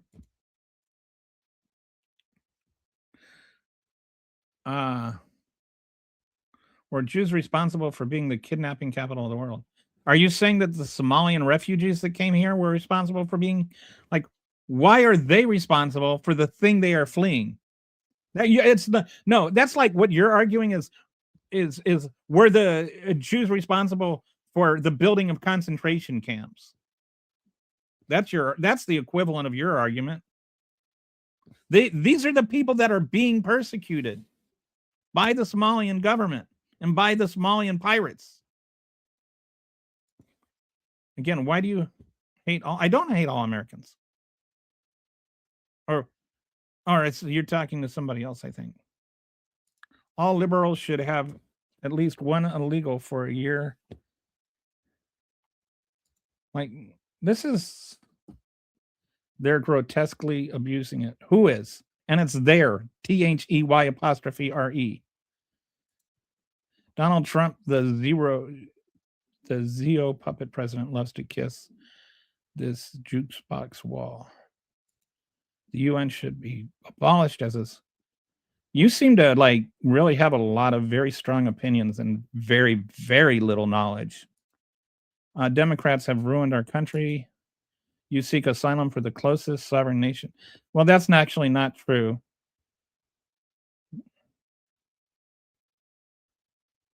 And actually, we actually, as in terms of percentage of people that we like, we're actually on the low end of the spectrum.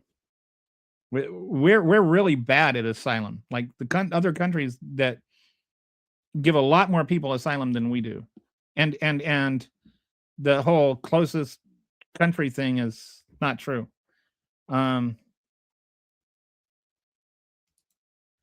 Democrats have ruined our country. Blah blah blah. Old gay. It's like, why do you guys always have to like go to the like gay? I'm not gay. I wouldn't be ashamed of it if I were.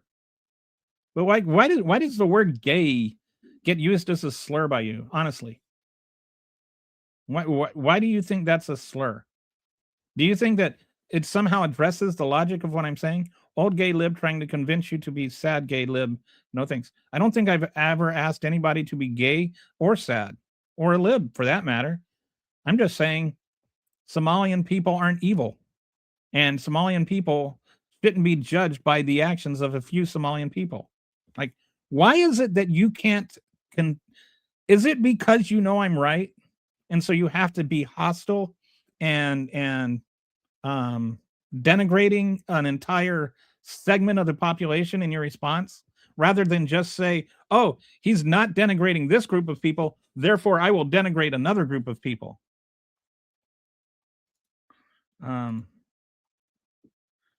Somalia has no right. Well, Somalia is a country. And I don't think anybody's arguing that the people who committed fraud have a right to steal from us. I think that's why they're going to jail. I don't think that the ones who have come here and legitimately received government assistance, I don't think they're stealing from us, because that would imply that we are not giving them the money. You cannot steal what has been given to you. The ones who fraudulently obtained those gifts, those ones stole, and those ones are going to jail. Over 70% Somalians aren't working. Where did you get this made up number? Are you counting children in that? And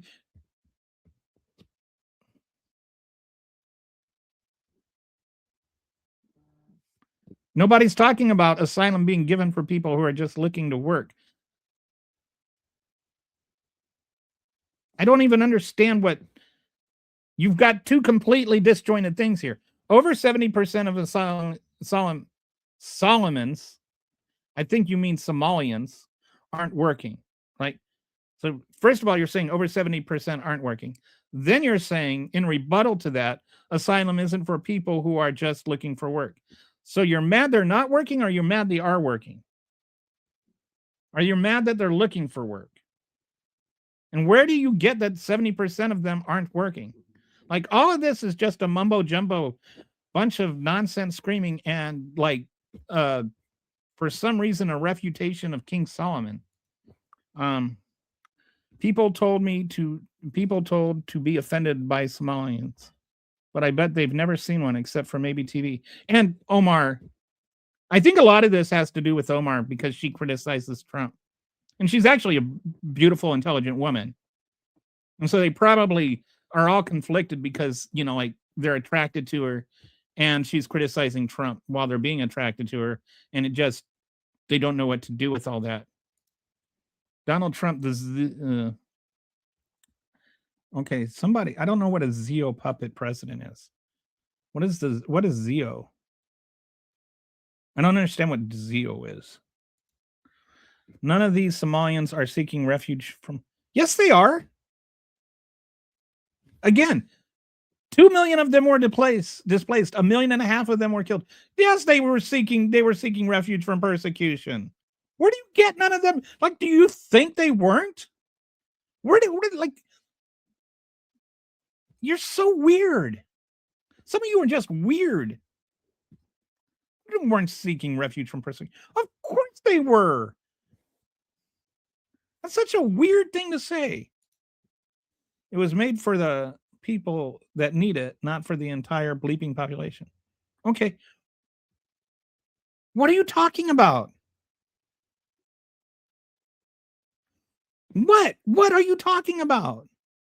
Do you think that people just come over here and say, I'm seeking asylum, and then, like, they're granted asylum?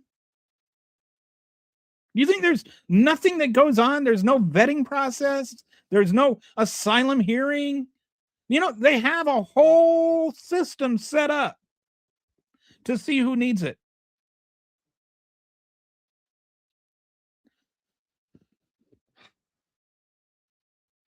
Read the laws. Understand what the laws were. That is what asylum seeking is. Why do you hate America, Logan? I have the same question. What's the point of NATO then? NATO is a treaty organization. The United Nations and NATO are two entirely different things. I'm assuming, I don't know where that NATO is the North Atlantic Treaty Organization, which states that if you attack any country that's a member of NATO, you attack all of those countries. And the point of NATO was to deter Russia from attacking any of the countries in Europe. That was literally the reason that that NATO formed after World War II. People like you are the problem. I keep getting told that.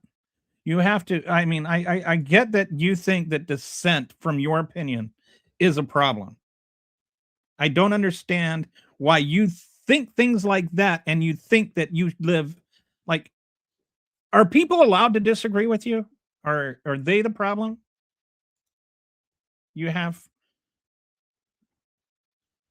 yeah, that's the way the law is written.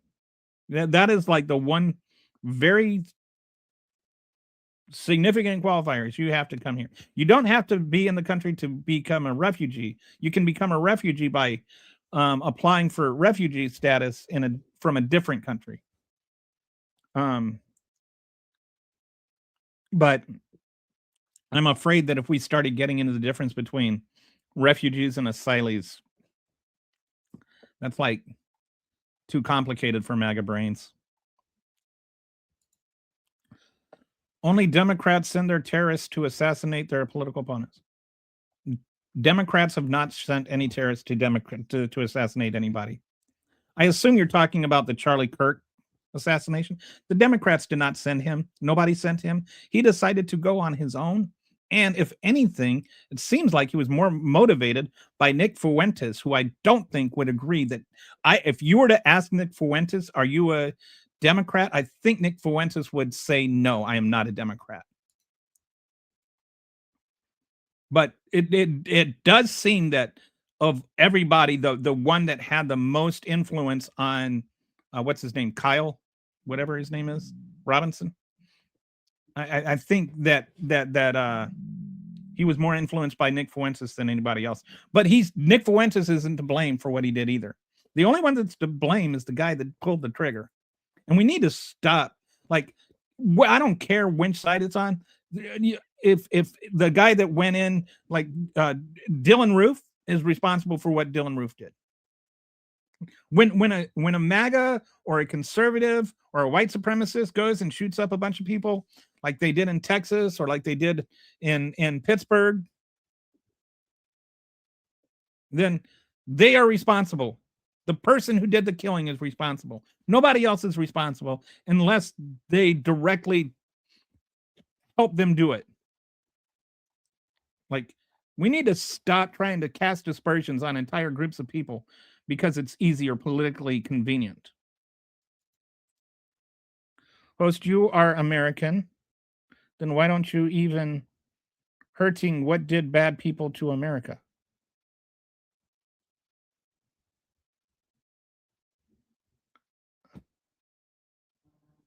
All right, I'm assuming English is not your first language. Why you are American, then why don't you even hurting what did bad people? I don't understand the question. You're asking why.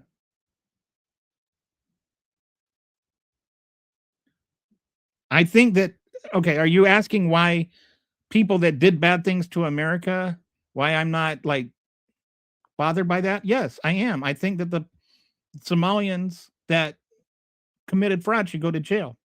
I don't think that all the Somalians are guilty because some of the Somalians were.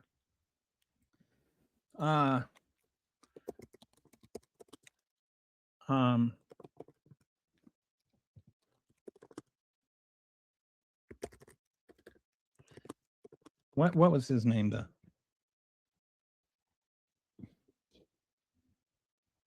Do you think all Filipinos should be judged based on what Marcos did?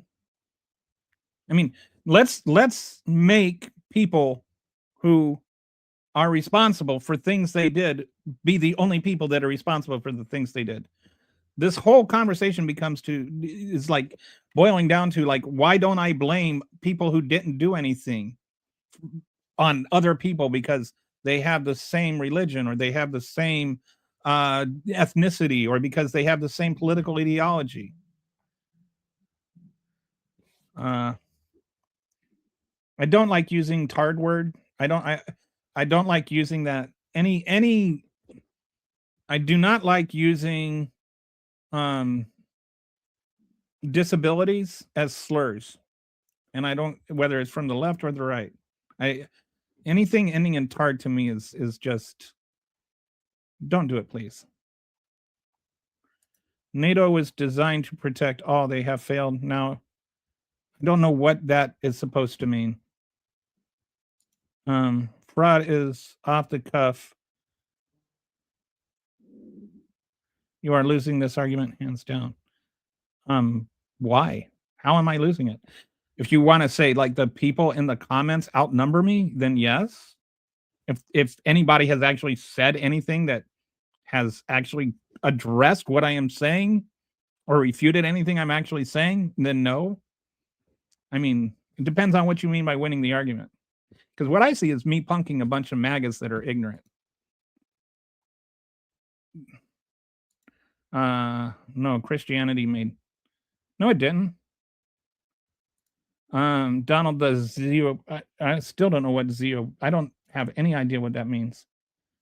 I hope there's not some kind of coded thing in there that's literally the most.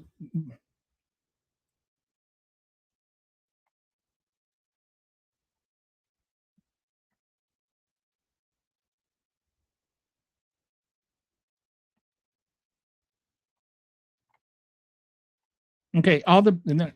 I don't know what any of this means.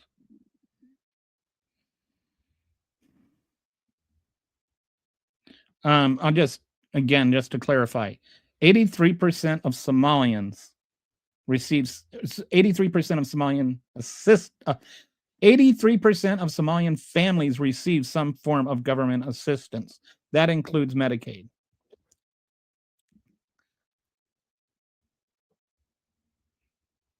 And yeah, I think that there is a larger Black population in the Twin Cities than in the rest of the state of Minnesota. But it's still, a more predominantly Caucasian. And Amy Bach is pretty white. Like, this is her. Got her. She doesn't look Somalian, does she? She's the one. She was the ringleader.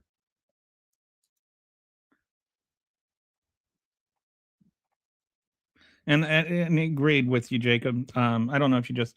I went through a dashboard that kind of went through all this. Like, this is all old news. But what happened is Ilhan Omar criticized Donald Trump, and so Donald Trump got on the hate Somalia bandwagon, and then because he got on the hate Somalia bandwagon, this kind of got all dredged up. And then there was a case in Minnesota where the judge overturned a guilty verdict of one of the doctors that was convicted. And the reason for that was actually based in law, not based in like the evidence.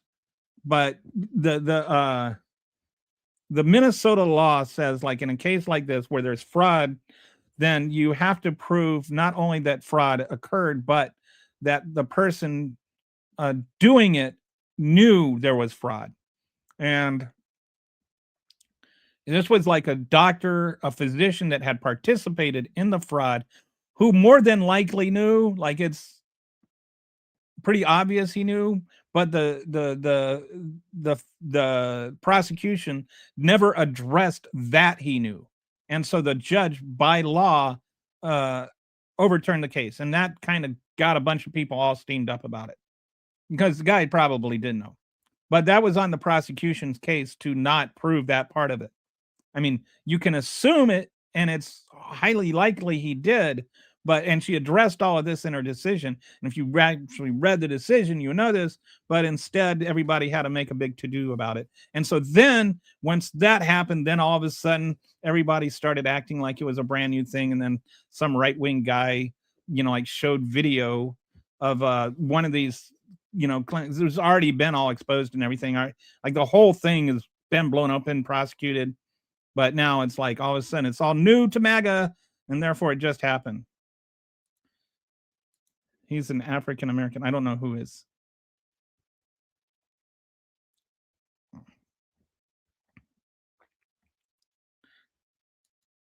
Now you know everything about Elon.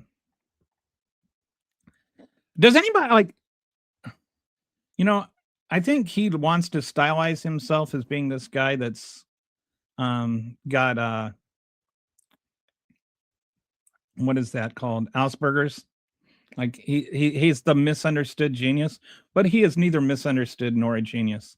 Elon Musk is not that smart, guys. He's really not. It's he's not. He says a lot of things and he tries to act like he is. All right, so here's the deal. All right, I don't say this to brag or anything. I've got an 152 IQ, and I don't think anything matters about IQ. I think IQ is one of the dumbest things there is. But like when I was younger, I entertained it, and I was in Mensa for a while, and there was something I would always like. If you would encounter this group of people that were like, I called them the 130s. These were people that barely qualified to get into Mensa, and they would like the very first thing they, what's your IQ? What's your IQ? Like, and they would be all super stoked about it and everything, and like, and then they always wanted to prove how smart they were to you and everything, and they were just like barely at that like genius level.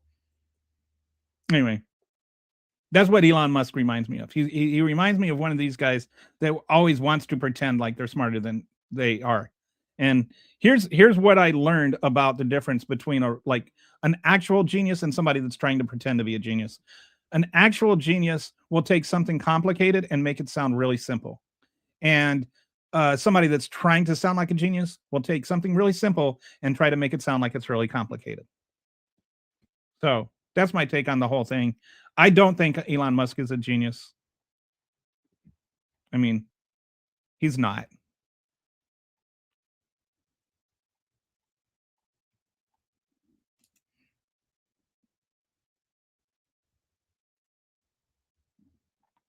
I don't think you have you polled all the Muslims? Like I know lots of I know lots of Muslim people who do not agree with you.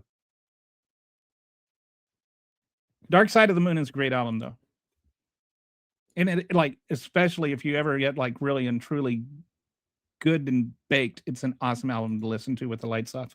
His mother was an immigrant. You are an idiot. Well, so is Donald Trump's. And unless that's who you're talking about.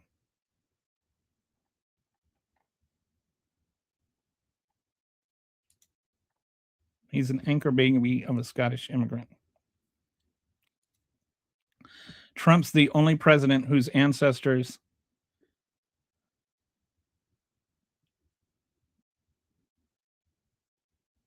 Okay, first of all, it's whose, WHOSE, not who is ancestors. And secondly, who cares? His ancestors only go back. His ancestors in America only go back to after slavery ended. And you're not responsible for what your ancestors did. I guess this is a dumb take. I don't know if it's true or not. But even if it is, it's still stupid. My ancestors owned slaves. That doesn't mean that I'm like pro-slavery. It means my ancestors were assholes. I don't know why you all hate America so much. You want to live in a white ethno state. Go move to Russia. Actually, Russia has more Muslims than we do. Don't know if you know that.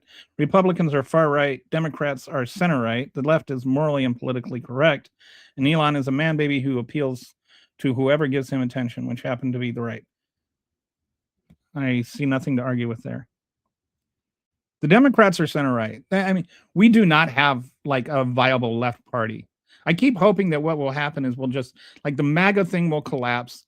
The Democrats will become the center right party and then a left party. Like if the Democrats were the party on the right where they're at, and then you had like a actual party on the left that represented like social democracy, like led by people like Bernie Sanders and AOC, and then those two parties were to kind of duke things out. I'd be more comfortable with that. Like if the Democrats were the right party, I don't think I want to go to where like there's no party. And anyway, I'm gonna do a show sometime this week. I think like based on the premise that the balance of powers has been replaced by the balance of parties. Like what the founding fathers envisioned was that there would be a separation of powers between the three branches of government that would check and balance one another. But what we've become is a two-party system where the balance of powers are between two parties.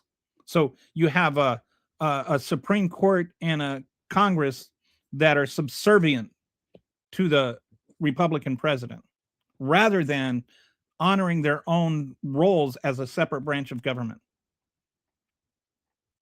And that's why you see things like the Supreme Court ruling that the president is above the law, as long as it's his official capacity.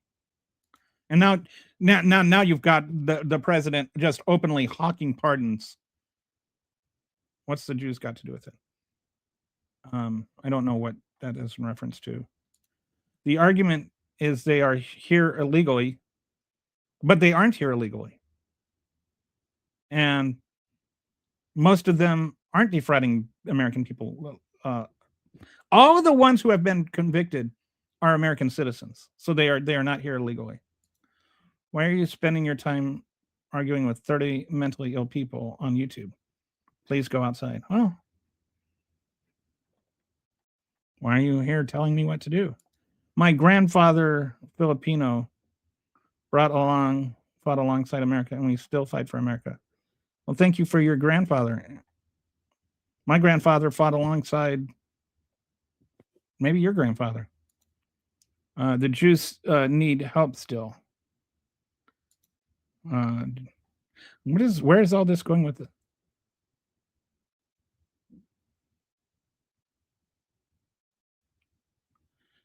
I think there's not like just one group of people being persecuted. There's no news in Somalia. Democrats always want everyone else to take care of everyone but them. I don't know what that means. How come there's Jews in Somalia in the first place? I don't know what's going on with that. Again, NATO is all over African nations and they do nothing. NATO is not all over African nations. I have no idea what you're talking about, Russell. They're trying to escape people like themselves. Well, that's not exactly true. There are different tribes that traditionally warred with one another that were forced to be in the same country when they were colonized. And now these different tribes are fighting with it. Do you just mean because they're black and they're in Africa? Like, do you know anything about like intertribal genocides in Africa? Like, have you ever studied any African history at all? Like, actually inform yourself. Brother Stephen Miller thinks you're too brown for this country. I think Stephen Miller suffers from what I call stuffed locker syndrome. Like he spent his high school years getting stuffed into lockers by junior high Hispanic girls who got creeped out by him always trying to hit on them. And so now he's going after the entire Hispanic community. No. But seriously, like I was reading, like, see what his cousin says about him that grew up with him. I would trust an undocumented immigrant over any MAGA terrorist. I just trust people by what they do and say.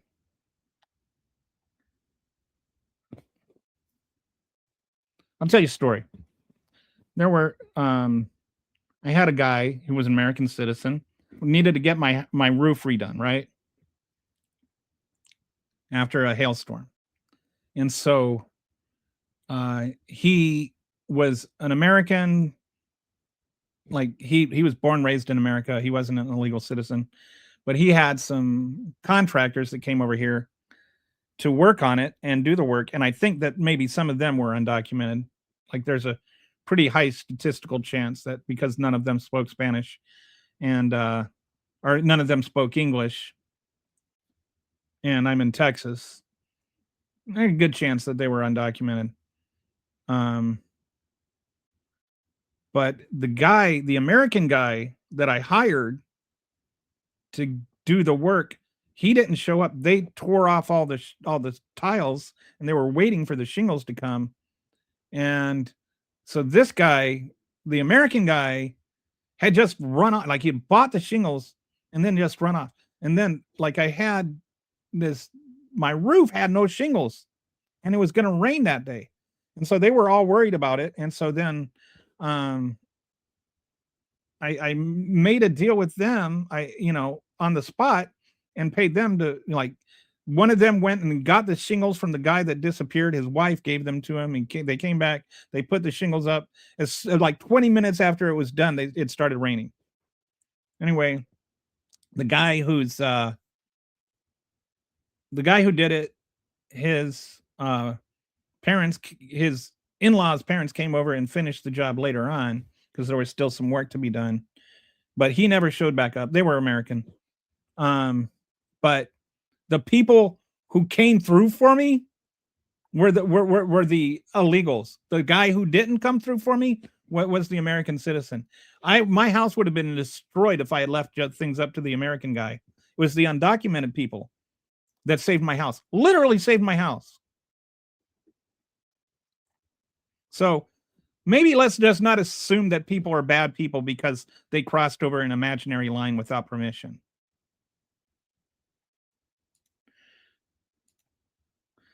Talk about someone with little knowledge. I don't know who you're talking about. I lived in Africa. If you're talking about, like what I was saying about Africa, I actually lived there for 2 years, and I actually took history classes from the foremost historian on African history at the time. This is the guy who I learned from. So maybe I know more than you. VMBLV. You got that right. I don't know what VML. Oh, is that a person? All I want is the government to never knock on my door. I'd be fine with everything else, as long as I don't have to pay for it. Well, I've never had the government knock on my door.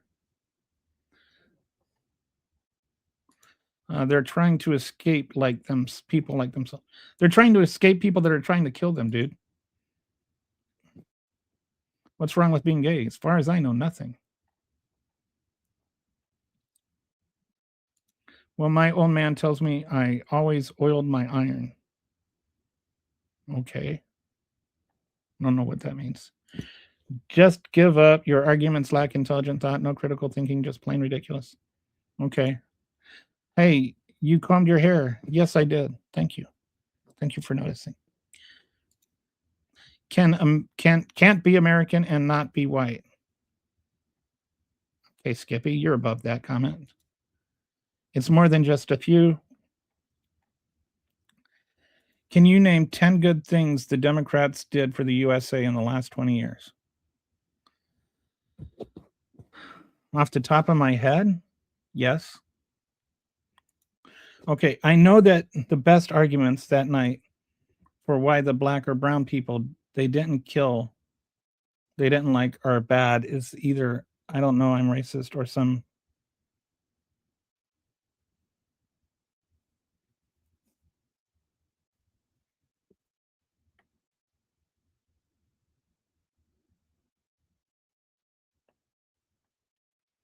Okay, yeah, I agree. I know. I love how the best argument the right has for why the black or brown people don't like, why they don't like black or brown people is either, I don't know, I'm racist, or some bleep like that is just factually wrong.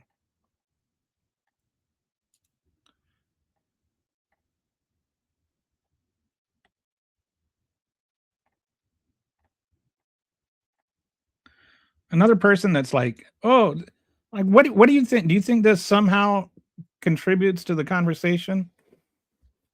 Bully McGuire. By the way, that's my McGuire. It's my mom's maiden name. Claim Somalians are people and they're not evil.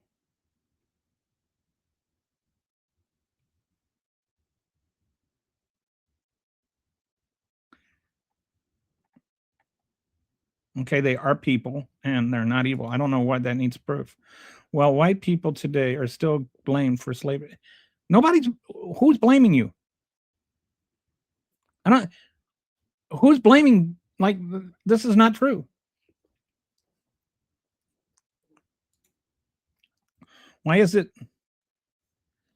Well, there's lots of reasons. I mean, like look it up. Like there's a whole lot of reasons that there's Somalia is in a civil war. And have you is it do you are you suggesting it's because the people there are innately violent?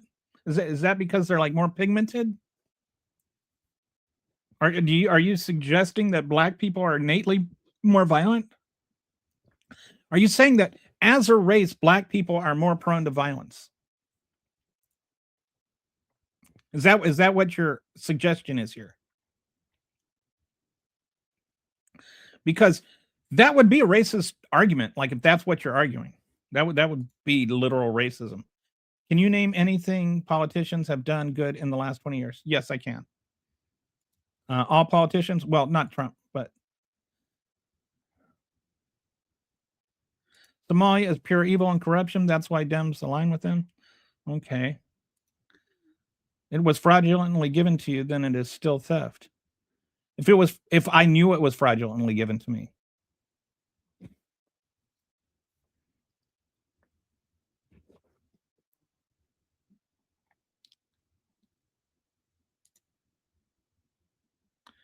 I don't know what video. Are you talking about the video where he went around where he like so-called busted these?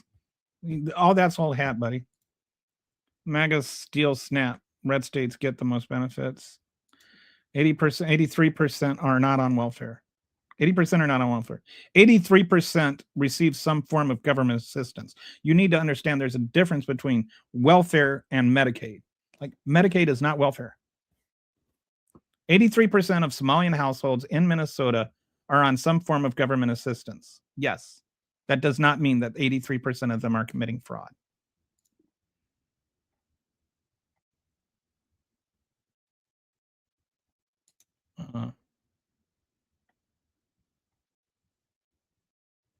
They're right. We're not evil. Also right. Somalians are not people because they're black and they don't like that one captain in the Phillips movie. Yes, I think that is a very good point. I think that this is what, who's the captain now? I think that's the totality of MAGA's understanding of Somalia. Why do you love Somalia so much? I just love people. Like I think that people I love humanity. I don't understand why that would be bad. Why do you hate Somalia so much? Nobody's saying Somalian people are. No, but like literally they are. They are saying Somali people are bad. Like that is what people in this chat are saying. And the government isn't keeping us fighting amongst ourselves. Our government, Donald Trump, is the reason we're fighting about this right now. He's the one that politicized it. Like I said, this has been going on since 2020. Like the trials have already happened. People have already been sent to jail. This is not like some recent thing. But Donald Trump just said something about it. So now MAGA's all inflamed about it and they're all aggrieved about it and they're all yelling about it. And so that's why we're talking about it. We're fighting amongst ourselves because of Trump, not because of Somalia. MAGA math always comes up with round numbers. And it's because that's what Donald Trump does. Like And it's like he's like an auctioneer with everything. I'm gonna lower. We've lowered prescription drug prices by 50%, 100%, 200%. Some people are even saying 500%. It might be 1,000%. It's 2,000%. Like, that's Donald Trump's math. It's just like exactly the math of a scammer, which is what I find is so ironic about all of this. The single biggest grifter in the history of the world is like the one they're defending, and they want to talk about fraud. Donald Trump has managed to defraud us out of more money by being president than all of these Somalia scams combined.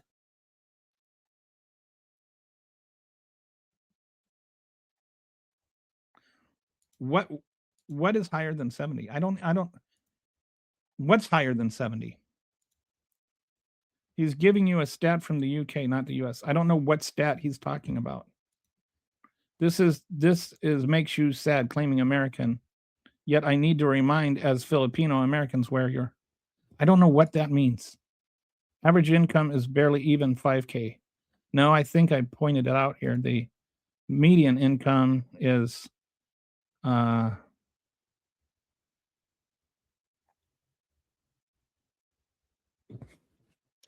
on.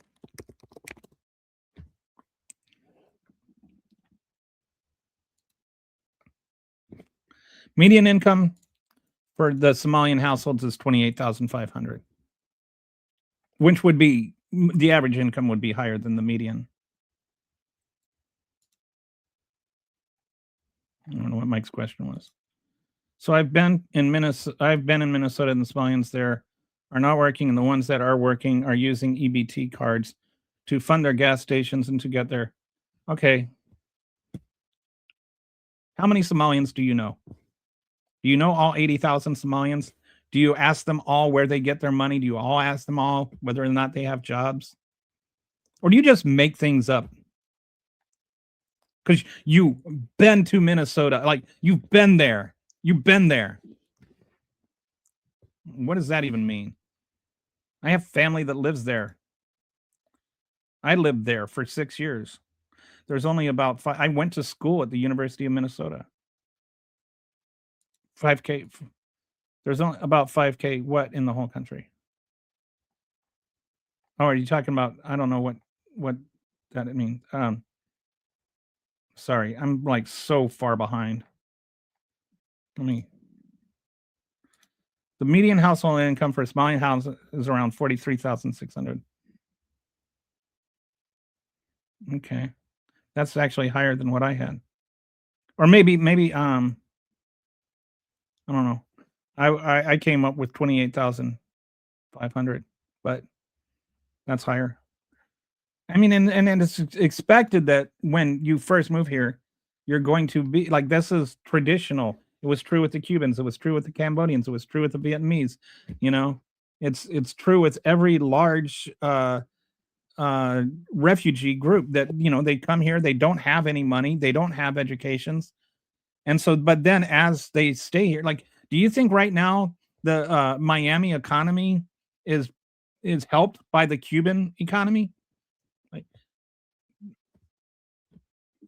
not the by the Cuban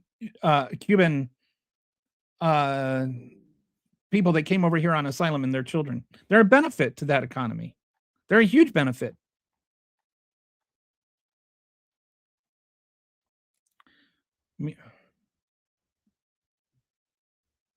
Yeah, it should be the normal. They should be roughly the same.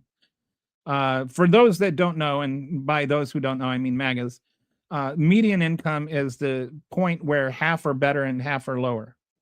And average is the average of everything. So let's say you have 5 people that are each making $80 an hour. Or, 5 people that are each making $100 a week. This is not a realistic thing. It's just for math. So they're making $500 a week as a group of 500 people, and the average income would be $500, right? Because that's pretty easy. But let's say 4 of them were making $500, and one of them was making, or 4 of them were making $100, and one of them was making $1,000. Then together they would be making $1,800 a week divided by 5 would be like what? $160. So the average income would be 160, but the median income, where half or less than half or more, would still be $100. So generally speaking, and this is what the Hasbro is referring to, when wealth is distributed, like not massively disproportionately, there won't be a big difference between average income and median income. But when you have a big wealth imbalance, average income will be a lot higher than average income. So, or than median income. So I think in the US right now, if somebody wants to Google it and look it up, like I think average income for US households is around 50,000 and median income is like $30,000. Our median is around 50,000 and average is around 80,000. I'm sorry. I don't know if I jumbled up all my numbers too much for that to make sense. But when you have a disproportionate number of when you have a huge wealth imbalance, the average income will be a lot higher than median income because they're taking a disproportionate amount of money. Draping yourself in the flag does not make a good point. It doesn't. It actually insults the flag. Nobody in America has actually done more to demean the meaning of the flag than MAGAs has. Every time I see an American flag in a profile, I'm like, that person right there does not love America.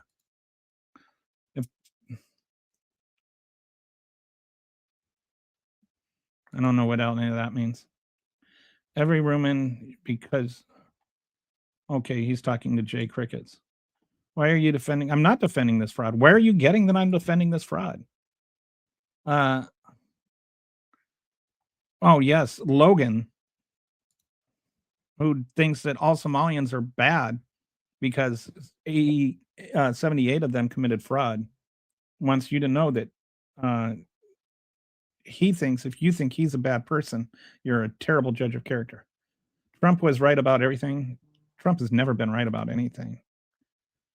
Someone drive Kelly and to a Somali. I lived in Liberia for 2 years, which, wasn't exactly doing the best in the time.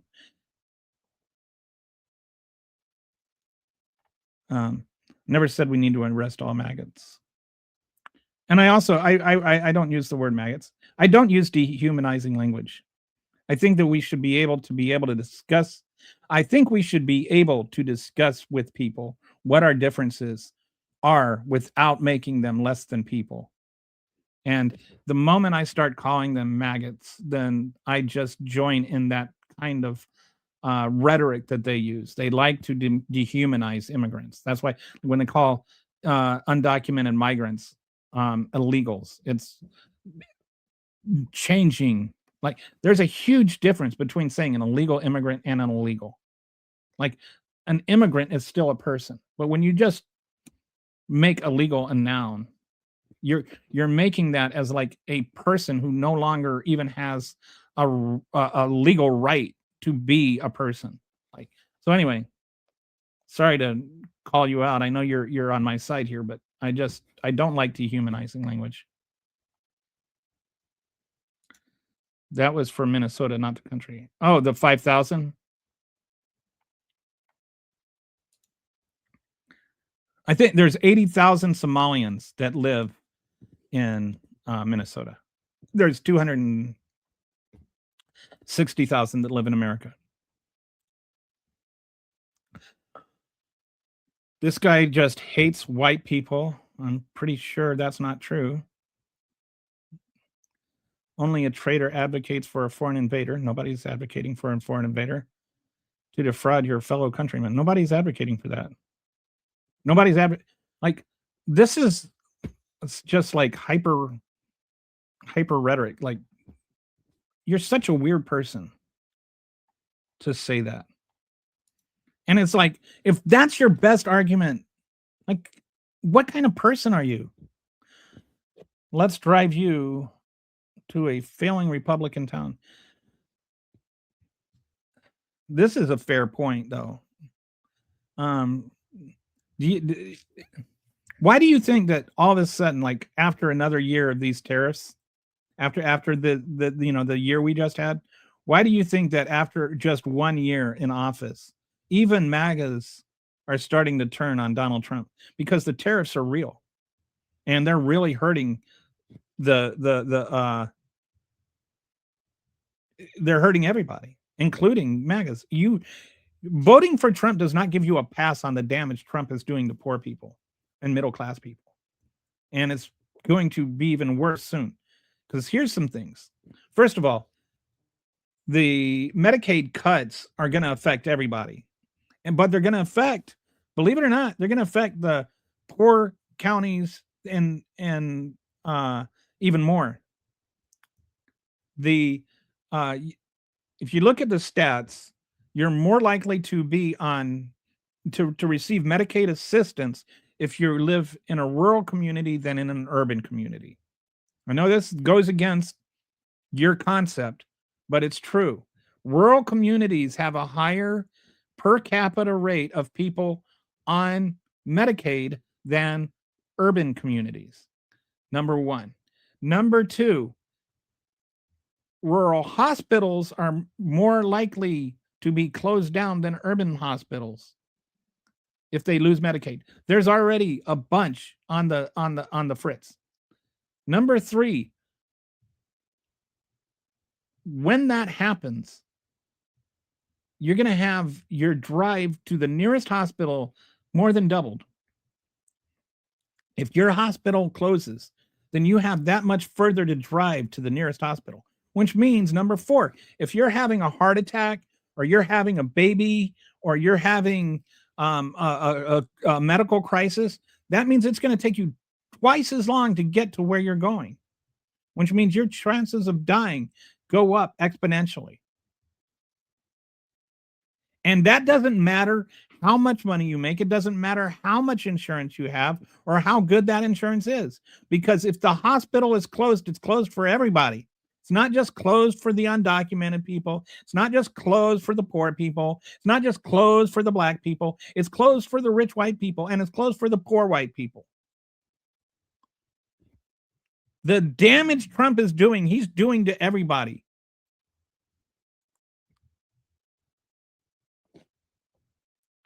And once the impact of those things start really hitting people, even more, you'll see more of these rural farmers turning to vote for Democrats. This is like, if you look in the elections since that happened in like November this year, there was like on average like a 13 to 14 point swing towards Democrats from 2020. And that's including places like Tennessee, where the Republicans still won, but it was a Republican in a plus 30 district that won by plus 7.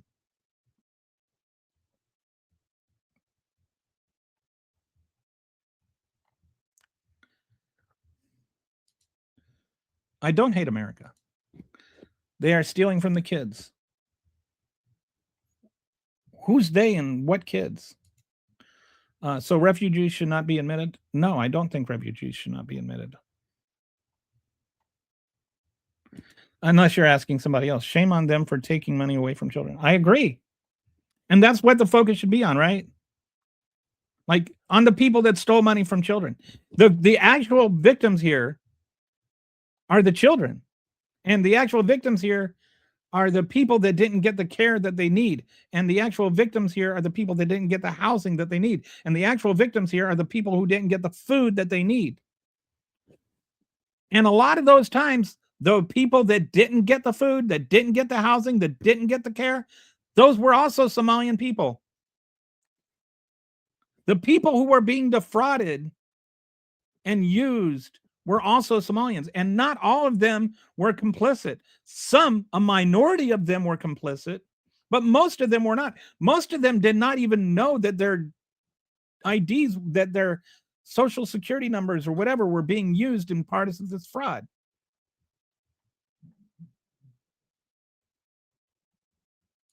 No, fraud is not okay if they're Africans. But what you're saying is if they're African, they must be fraudsters. You hate the immigrants. You hate America because those immigrants are America. Exactly. I just imagine how boring food would be if it weren't for immigrants. Like all of our best food comes from immigrants, including hamburgers, hot dogs, and apple pie. Why Republicans do it? Republicans don't fail. Republican towns don't. Yes, they do. That's like saying circles aren't round. Oh, where everyone is white and works.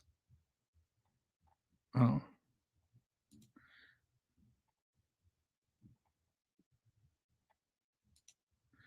Tim Walz already designated 8 million to a Saudi-run auditing firm to investigate the fraud.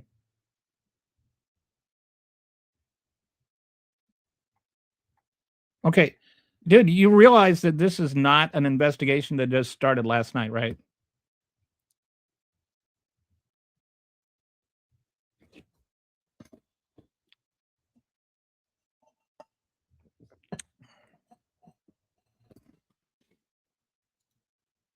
Maybe a benefit of our economy, but 9 million. No, it's 1 billion. It's not 9 billion. How do you like it was 8 billion an hour ago and now it's 9 billion? What is going to be another? Is going to be 10 billion soon? It is a billion. It's a billion. And again, this is not something that just happened last night. And nobody's defending the fraud. I'm just saying not all Somalians are guilty of fraud because some Somalians committed fraud. No one should do it. I agree. Failing suggests a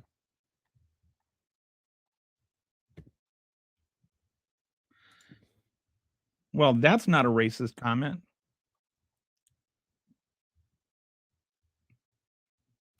Cubans are stealing, send them back because they vote. I don't know where anybody said anything like that. Did you know that the children of immigrants, this is just something I think is interesting. Children of immigrants actually start more businesses than Native born Americans. Republican states don't fail because blue states take care of them. There's some nuance in that. Democrat states pay more in taxes than they receive back. This is true. Example equals nothing. I don't know. That was Demir, somebody else in the comment section. Every red run state, city, and state is a failure, and all their failures come to YouTube chats to talk about how it's all brown people's fault with their own houses. This is I've mentioned this before on this show. There's a book called White Trash, which is a history of the country from the viewpoint of poor whites and how elite whites and rich whites have always used the threat of like people of color to convince poor whites that the only one protecting them from the people of color is the rich whites, and they've used that to maintain their power and keep power. And this has been throughout the history of our country, and it includes both liberals and Republicans, and it includes people from Reagan did it, and Teddy Roosevelt did it, and FDR did it, and it's like it's been a universal thing across both liberals and conservatives, Democrats, Republicans. It's just been a theme throughout our entire history. So anyway, if you want to read a good book, you can get it on Amazon. I admit that that involves reading, so some of you might have to pick up a new skill. You're not a patriot, you're a traitor. I'm guessing you're talking to somebody else because that's like 2 yours and a right, which is like record for if you were a MAGA. It's not the host's fault that you were illiterate, Keith. Wow. Another. Denver fail. Denver. How did Denver fail? What did Denver fail at? Not have abortions is not the problem. You're not American. Liberal strongholds all collapse from the inside.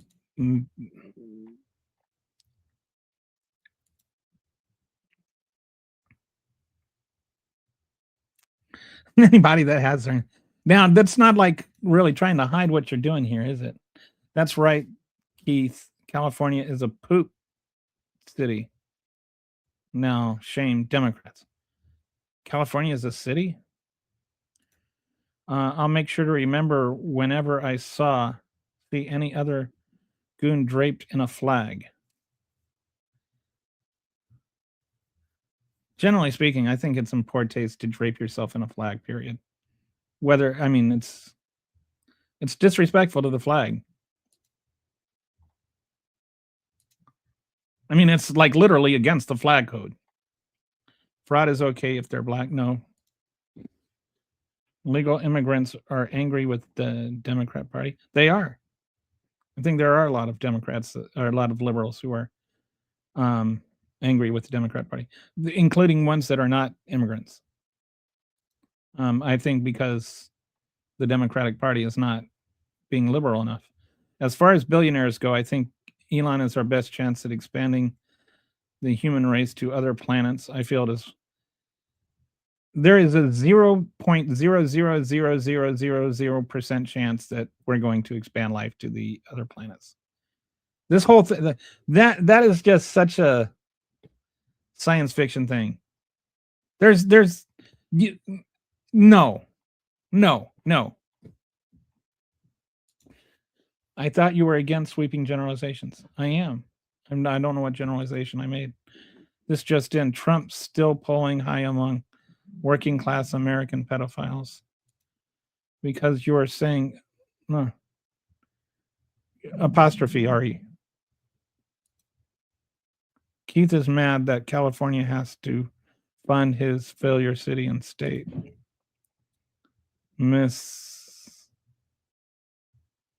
Minnesota fail. Literally, people have been. Yes. I think that actually the words Somalians are evil were like in this chat. 83% of Somalian households receive some form of government assistance, including Medicaid.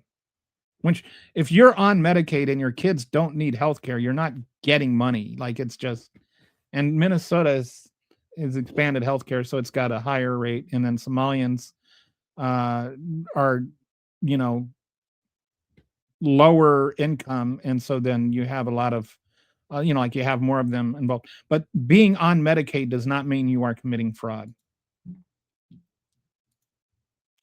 People forget how their ancestors came here and slaughtered those who were already here. Trump is the new standard of president. You mean like a lower standard? Hopefully that's temporary. Walls for president? I wouldn't mind. Mozambique national flag is a AK-47 LMAO. Okay. I don't know what that has to do with anything. This was the most dishonest review of what I said. Oh, I don't know what was dishonest about what Keith can't even spell.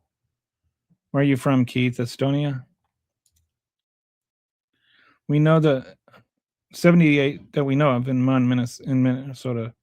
No, 78 is in all three cases.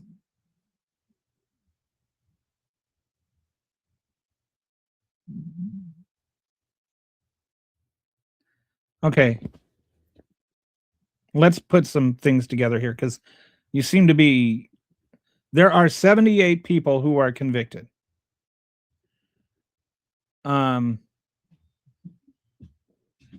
And across three cases, not just one case, three cases. They were all citizens and they can't be deported. They weren't under a temporary protection order. Temporary protection orders, another group of Somalians that had nothing to do with this.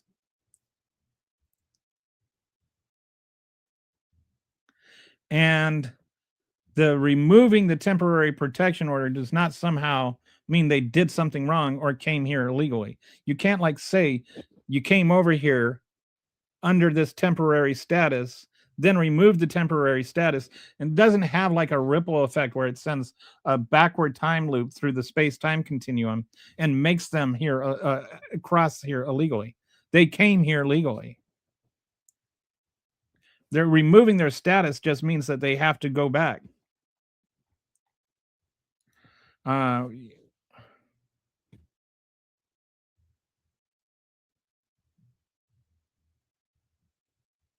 Well, that was a lot of. I'm not going to read that comment out loud, just too much.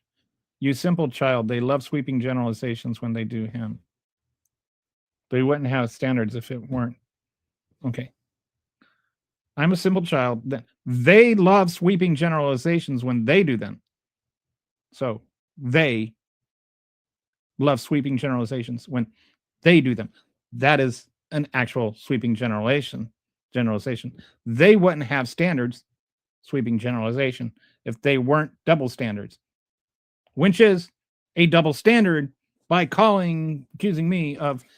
So you're making a sweeping generalization by accusing me of having double standards when you yourself are exhibiting both of those things right there.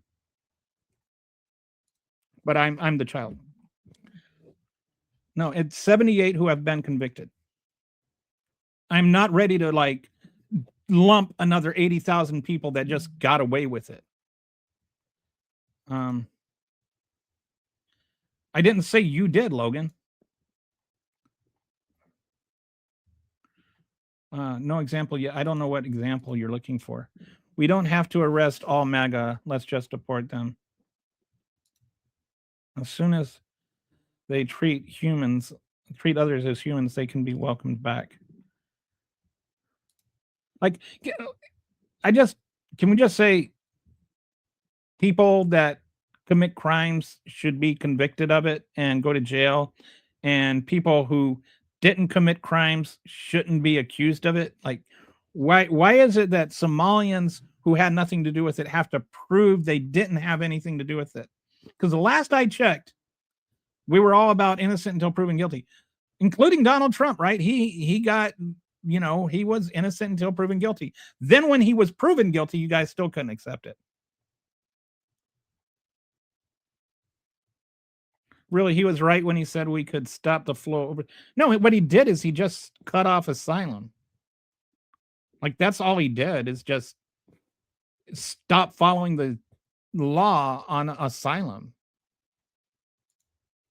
To be fair, he is missing the context of me arguing with many people in the chat. There's like, I don't know who's talking to what. They're like, sorry, sometimes this chat gets really busy, and then I'll just like. So right now, this chat is 413 was this comment. So this, I'm like 19 minutes behind on this comment. So I get like way behind, and then I'll skip ahead. And anyway, it's cool that we have so many people in the chat, because for a while I was doing this and nobody was participating. And I prefer the comments. It's not just the ones setting up the companies, it's also the ones that participate, like the parents claiming the kids are getting treatment on a non-functional. Yes, and we covered that earlier. Like sometimes people, because I know this ends up on the vertical feed. Sometimes people come in and just assume that they're the first ones to have this thought, or but this has been addressed. Yes, some of the parents were involved, and some of the parents were asking kickbacks. Some of the parents even threatened to go to another company if they didn't raise their kickbacks. And like I said before, those people, those parents should be prosecuted as well. But the mass majority of the people, like either they didn't know and or they were just made up. Like with the feeding thing, there weren't actual people even involved in it. They were just fictitious roles. The people that were in the housing thing, they were told that they would be given benefits for housing, but they were never given anything. They were like asked to sign up, and then they would sign up, and then the money would just be taken from them. They were actually victims, because they were legitimately requesting money they should have been given, and they never got it. There were also some parents that like legitimately had children that were traumatized by the Civil War they had escaped and really thought their kids had autism and really didn't get the treatment that they needed. So yes, there were all kinds of things that were going on, and and some of the parents seemingly became aware that there was a fraud and then tried to milk the cow for all it was worth. And those parents are wrong, and those parents should be in jail. But that does not mean I'm going to cast aspersions on 80,000 Somalian Americans. If that, I don't know if that helps. Is it true that you buried your body in sand for 3 hours? Your skin looks like way healthier. I do not know that. You think right wrongers are people? Right wrongers. Yes, I think that people who disagree with me are people.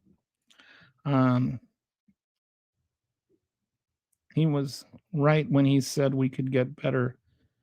No, we actually haven't gotten better trade deals. I think this is kind of hilarious that you believe that this happened, because what happened is we actually are paying, as a country, higher tariffs than we were before. We are paying higher tariffs. Like, when I say that, I mean the things we import, we're spending more money on than we used to, right? We are being taxed more. And then, do you know how much money out of all this investment money that he's, keeps talking about, like, that grows, like now he's talking about $10 trillion or something, which, by the way, our GDP is $30 trillion. So this is a ridiculous number. But not a single dime has actually been invested in America because of all these trade deals.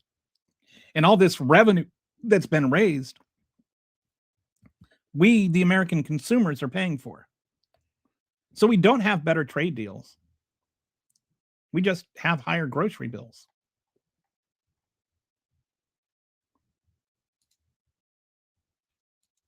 They are literally, I don't know what you mean by literally illegal.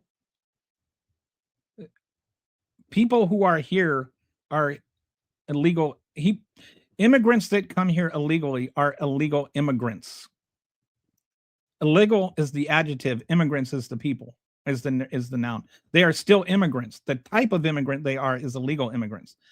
Calling them illegals implies that the people are illegal. They are not illegal. They are doing an illegal thing, like Donald Trump did illegal things.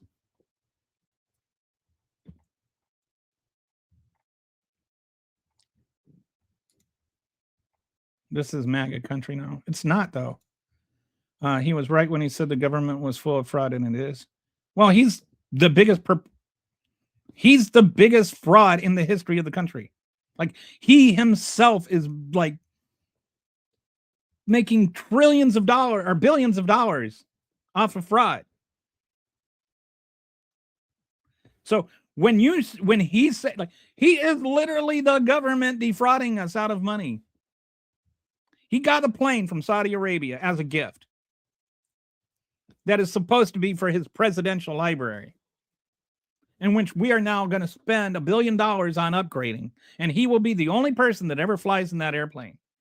That's as much money as you're complaining about being defrauded out of the Somalian, out of all of those frauds combined. Just the amount of money to upgrade Trump's plane, as much taxpayer money is going into that as is going into all the money you're complaining about combined with all of the Somalian fraud. Just that one thing. Then you look at things like the White House ballroom and the inauguration parade and all. He's bilking you, dude. He's hawking pardons. And you're worried about the fraud? I mean, we should be worried about the fraud that happened, but you want to talk about the fraud in the government and you're defending Trump? He's the biggest government fraud in American history. The left enforce politically correct speech guidelines limiting productive conversation. I don't even know what that means. Like, you're not allowed to say racist crap anymore? You are. I don't even know what that means.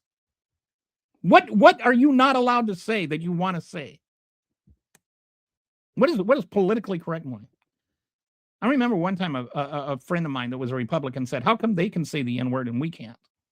And I was just like, "Why do you want to say it?" Even Biden was right about something, so I don't believe you when you say Trump wasn't right about everything. That's a fool. I didn't say he's wrong about everything. I said he lies about everything. Immigrants don't get to choose whether or not they experience racism. That's me. Hi.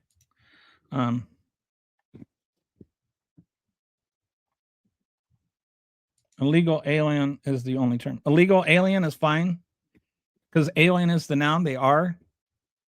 And it's a little bit antiquated. But, I mean, they are. All right, I'm going to skip down to the bottom because I'm like 30 minutes behind in the chat.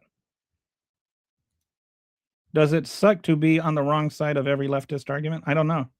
Never have been. So I don't know what it's like. I'm a right-wing grifter who's only switching sides because that's how bad. And that's news to me. Probably news to my wife, too. You know, my wife, our first date, she told me she was a Republican. I said, we can work on that. No, she's more probably to the left of me.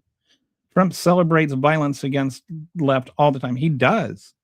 He actually has, like, to me, it's this kind of like weird sort of glee whenever he talks about violence, like when he's talking about, you know, blowing up the shipping boats or anything like that. There's no sobriety in it. There's no sincerity in it. There's no, you know, like just glee. He's happy. He's happy he gets to order people killed. He lies about everything. So all I would have to do is find one thing he said to prove that Kelly is a liar. Logan, don't be a literal dick. I love cats. I do too. Democrats want to make everyone poor. Do they? I honestly, like, even assessing this like beyond the hyperbole of the comment, I would say that in general, Democrats want to take care of people who are poor. Like, they do not want people to be poor. They want to take care of people who are. I don't see what's wrong with that. I think, you know, like all we were talking earlier about like being Christian and doesn't the Bible say, remember the poor? Don't forget his quote of smart people don't like me. Trump derangement system. I think he means, do you mean, anyway, there's no such thing as any TDS is not a real thing. Undocumented non-citizens. Well, they are undocumented non-citizens, and undocumented non-citizens and illegal aliens are actually not the same thing. If somebody comes over here and requests asylum and they get they are granted an asylum hearing, they are not here illegally. They are here legally. They are here with the permission of the government, but they don't have documents in the sense they don't have a visa, and they're not actually asylum yet. People that come over here under, you know, like on temporary status, they are not documented. They don't have a visa. Undocumented means they don't have visas, but you cannot have a visa and still be here legally. So undocumented migrants and illegal aliens are not the same thing. They're not, but Republicans like to brush with one brush. You can be undocumented and not be illegal. Democrats are comfortable being fed lies and questioning nothing. What is something Trump has done wrong? The right, then only place to be. I don't know what that means. Is it Grindr app? I don't. No, that's actually my computer app. That's the StreamYard from where I stream. 2006 comment made by Donald Trump during an appearance on the TV show The View, where he said, "If Ivanka weren't." Both sides are corrupt in their own way. I'm not talking. I feel like too much of this becomes your party and my party. I'm not speaking as a side. I just like to look at what the truth is and try to evaluate what I think should be done. It's not about the side. The sad thing is the brainwashed don't even know they are brainwashed. Dude, you are brainwashed. Marry a Republican just proves no, I married a Democrat. She became a Democrat. Yes, Trump says, I love the poorly educated. Stop being a creep. Chris Hansen. Shipping boats, fishing boats. The violence against left. What examples? Who said anything about violence against left?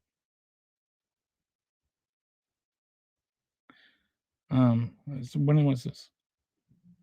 It's just a few minutes ago. I don't know what you're talking about. I'm talking about any violence at all that Donald Trump perceives to be the bad guys. Drug boats, not fishing boats, drug boats, whatever. We don't know which they are, and either way, it's illegal. You can't just bomb ships out of the water because you think they have drugs. It's like it is against international law and American law. I'd be happy to if I was saving American lives. You're not saving American lives. Trump has never celebrated violence. Yes, he has.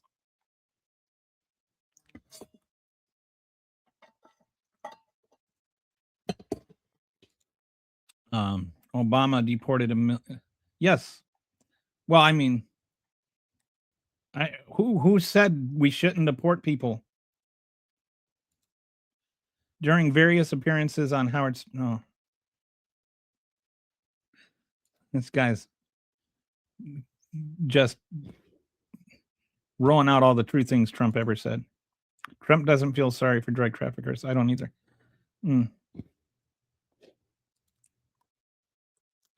But you believe they're drug traffickers because Trump said so, and you believe they deserve to die because Trump said they're drug traffickers. They weren't even on their way here. They were on fishing boats. Democrats are comfortable being fed lies in question. Okay, tell me one thing Donald Trump has ever done wrong. Since you question everything you've ever heard, tell me one thing Donald Trump has ever done wrong. The fact that commies are this pathetic, they would rather Americans die than the foreigners. Well, that's quite a take. Democratic approval rating is record low and dropping daily. Great work. Okay. How's that working out in the elections lately for you, Zach? They want who wants to control people.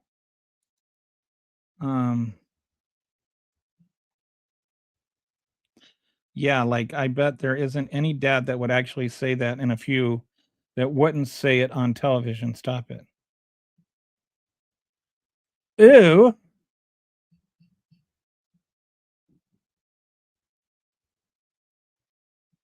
Wait, are you saying any dad would talk about how much they want to sleep with their daughter? Or are you saying the opposite?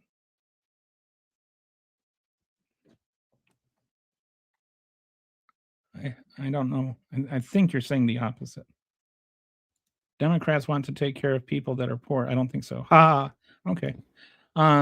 Where's Melania? Oh, at her boyfriend's house. She's with Barron's dad. They are only poor because of Democrats' party. There's like, you want to have that discussion, we can, but like you don't even know how to say Democratic Party. Like you don't even know how to say that in a grammatically correct sentence. So I think your information is probably lacking as your grammar. If you're racist and fascist, you point at the right and hide your hypocrisy.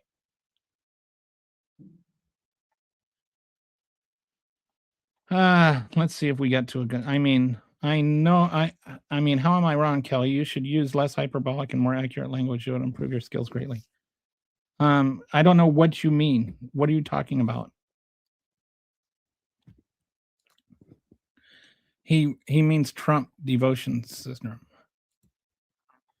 No, they're illegal immigrants. Yes, I agree.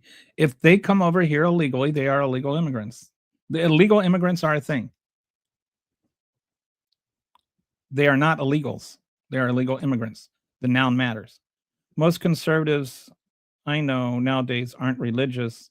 That doesn't mean they aren't a big block in Republican politics, but it is nowhere near where it was.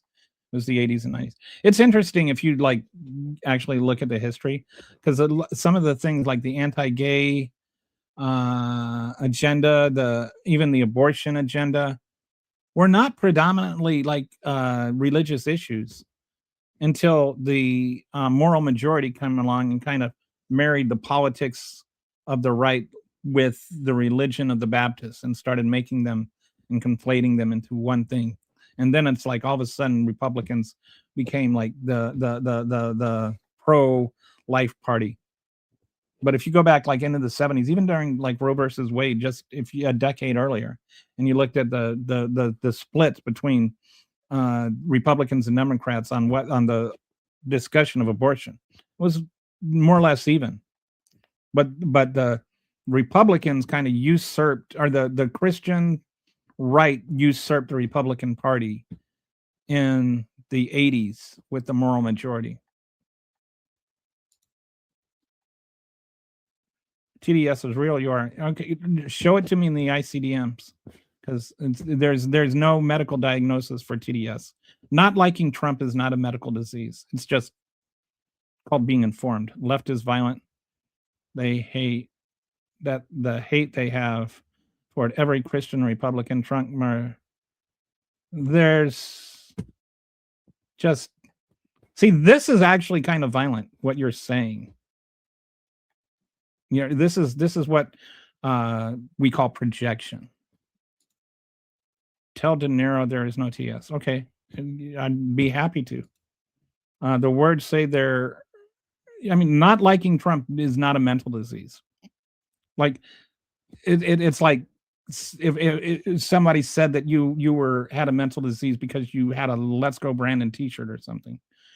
The word says they are too lazy to lift the food in their mouths. I don't know what you're talking about there. One thing is for sure, Trump and supporters are treasonous. Republicans under much pressure. There.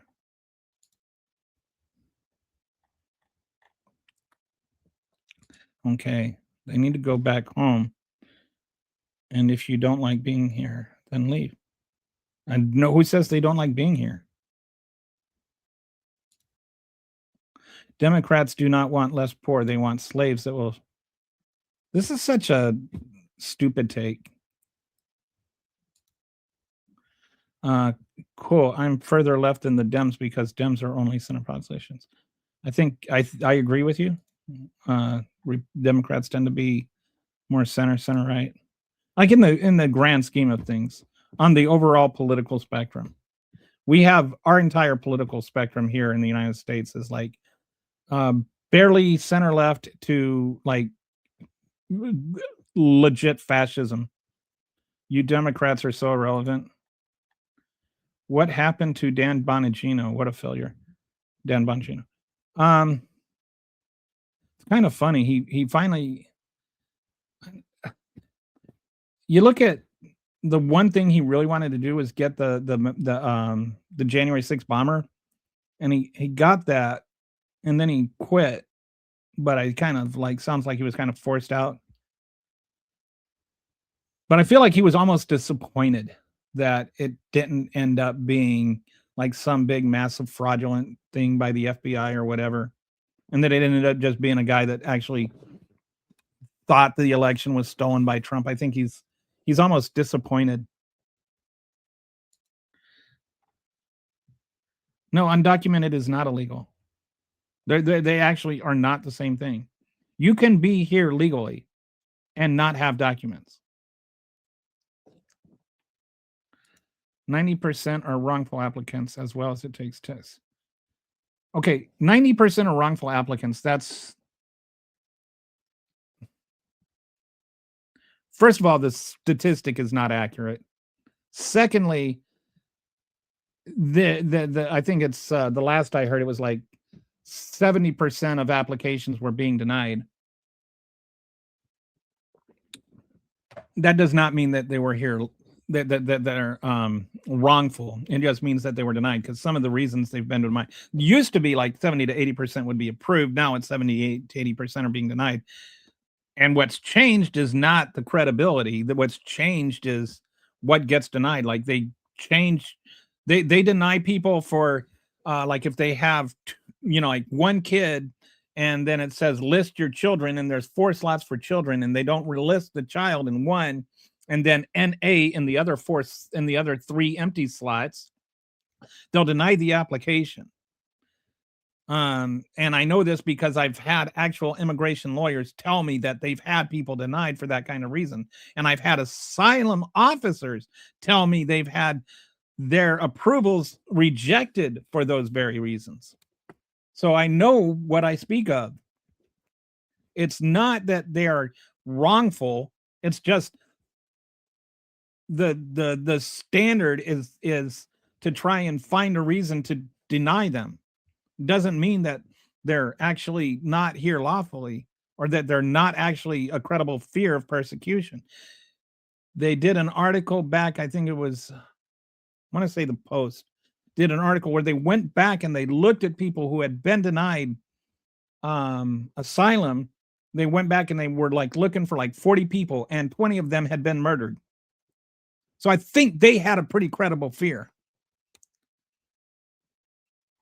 So let's not just dismiss reality. Zach, do you have a bigger caps key than the one you already have? Like a capital caps?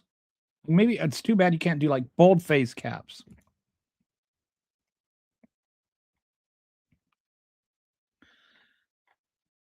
I don't know what all of that means.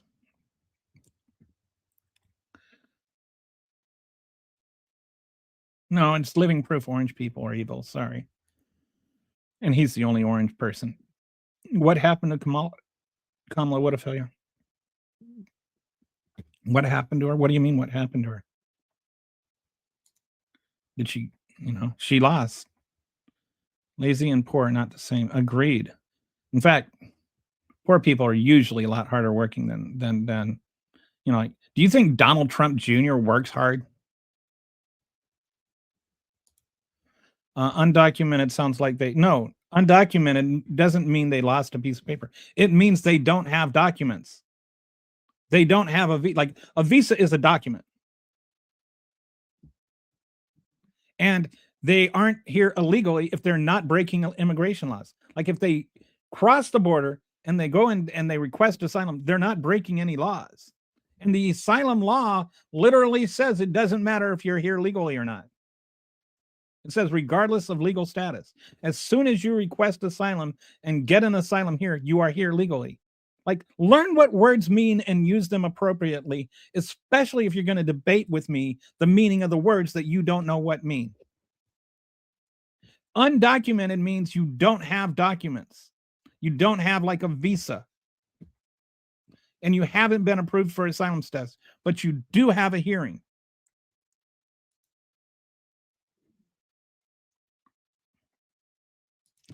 Better check your data. Trump numbers in the gutter, Democrats much higher. Yeah, I mean,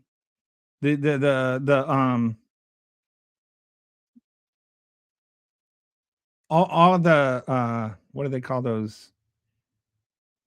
Just the generic ballots for the 2026 11. The Democrats are like up by double digits. It has a chance to be a big blue wave. Well, whether Democrats have Trump derangement syndrome or not, they have lost the last 10 years. They have for the last 10 years. Mentioned his name more. No, they haven't.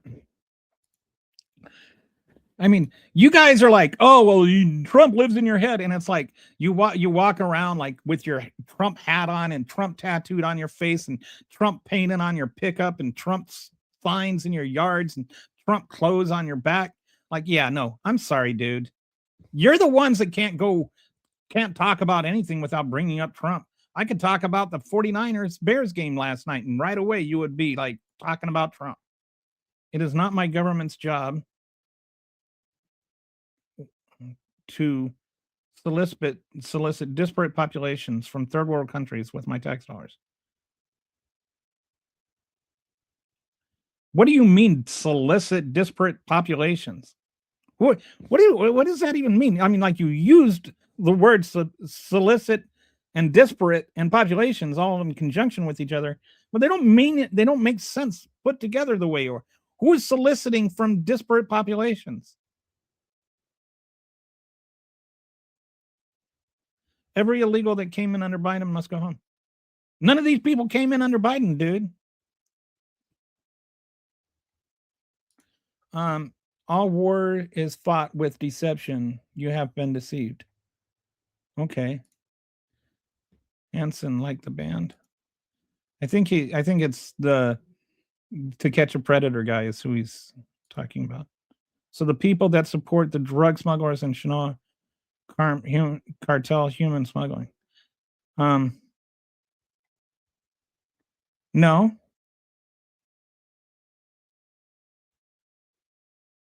You know who? Okay. You know who was helped by the Sinaloa cartel? Who worked for the Sinaloa cartels? His name is Juan Orlando. Suddenly, the guy that Trump pardoned, Hernandez, is that his last name? Anyway, that guy. And then anyway, I can be against human smuggling and drug cartels and still be against murdering people on the high seas. Like, it's not a choice. It's not a binary option right there. Like, we can always, if they are drug smugglers, we can always detain them and arrest them and charge them and prosecute them like we have always done. It does not all of a sudden become a choice between murdering anybody we think is committing a crime and not murdering and endorsing the crime. There would be documents. No, that's not what documents does not mean. You don't have any documents at all. It means you don't have any documents like a visa that authorize you to be here.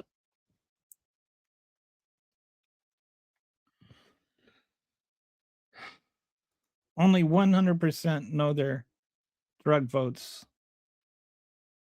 Just because you know it doesn't mean anything. I don't know what drug votes. You mean drug boats? Oh, you're saying 100% of the people know their drug boats. And because I don't know, that doesn't. No, but dude, they have fishing boats that look they're chosen. Those boats are chosen to look to because that's what fishing boats are. They're trying to blend in with fishing boats. This notion that only like those high-speed boats with the high only those are only drug boats. Do you think that those things are manufactured to be drug boats? You think the only people they market to are drug cartels? Like, think with your brain for a minute. No, they have people that fish using those boats. They're manufactured and sold as fishing boats because a lot of times you have to go like 300 miles out to sea to get certain fish, and those fish will rot if you like putter along for 2 days getting back. So you need high-speed boats to get back before the fish rot. They are literally fishing boats that are being used as drug boats. If they are being used as drug boats, and not all of them are being used as drug boats. And if they do have drugs, it's still illegal to murder them. Even if we're paying higher tariffs, all other countries are paying. Countries don't pay tariffs. Okay? When other countries paying higher tariffs does not benefit us, and us paying higher tariffs does not benefit us. tariffs mean when goods from another country come, the importer has to pay whatever that tariff is, which means that it then gets passed on to consumers. And sometimes some of that is mitigated along the chain, but there's something called a pass-through rate. And the pass-through rate for these tariffs has been around 80 to 100%, which means most of that money ends up getting paid by consumers, which is why you're paying more for coffee. If they have to pay more for our soybeans or whatever, that doesn't help us. It's like, where's the benefit to us? How does that help us? Okay, calling the bulk of American system education is laughable in and of itself. It incentivizes memorization and regurgitation, no logic or critical thinking.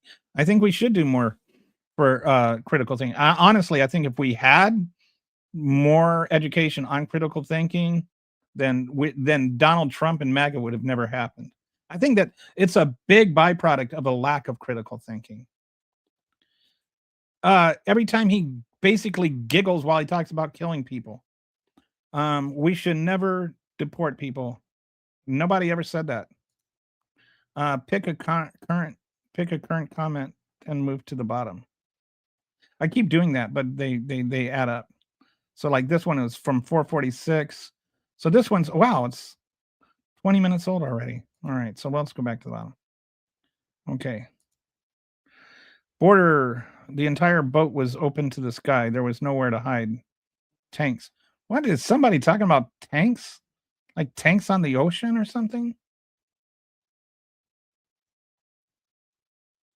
American education makes you a liberal.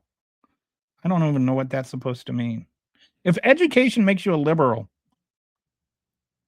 what does that tell you? Like to me, if education makes you a liberal, it means maybe you should be a liberal. Exporters don't pay our tariffs. Importers do. Yes, exactly. You literally have to like pay the tariff before it can leave the port. And the person that has to pay that tariff is the person that did the importing, the import-export company, or the whoever, you know. If it's like a Walmart or whatever, then they pay it. If it's a manufacturer, they pay whoever ordered those. Like they're the ones that have to pay it. So many typos, my brain kind of smoked a cig. There's I wrote a song that's on my feed about the MAGA's war on apostrophes. I remember when we were the global exporter of soybeans until Trump came in, and you know about the you know like he's paying the soybean farmers. About that, most farmers are not getting reimbursed. Most farmers, there's like 1,000. What is it? No, I want to say, I forget the number, but a whole bunch of farms are going to be going bankrupt this year because of the tariffs. The small private farms. Yes, I do.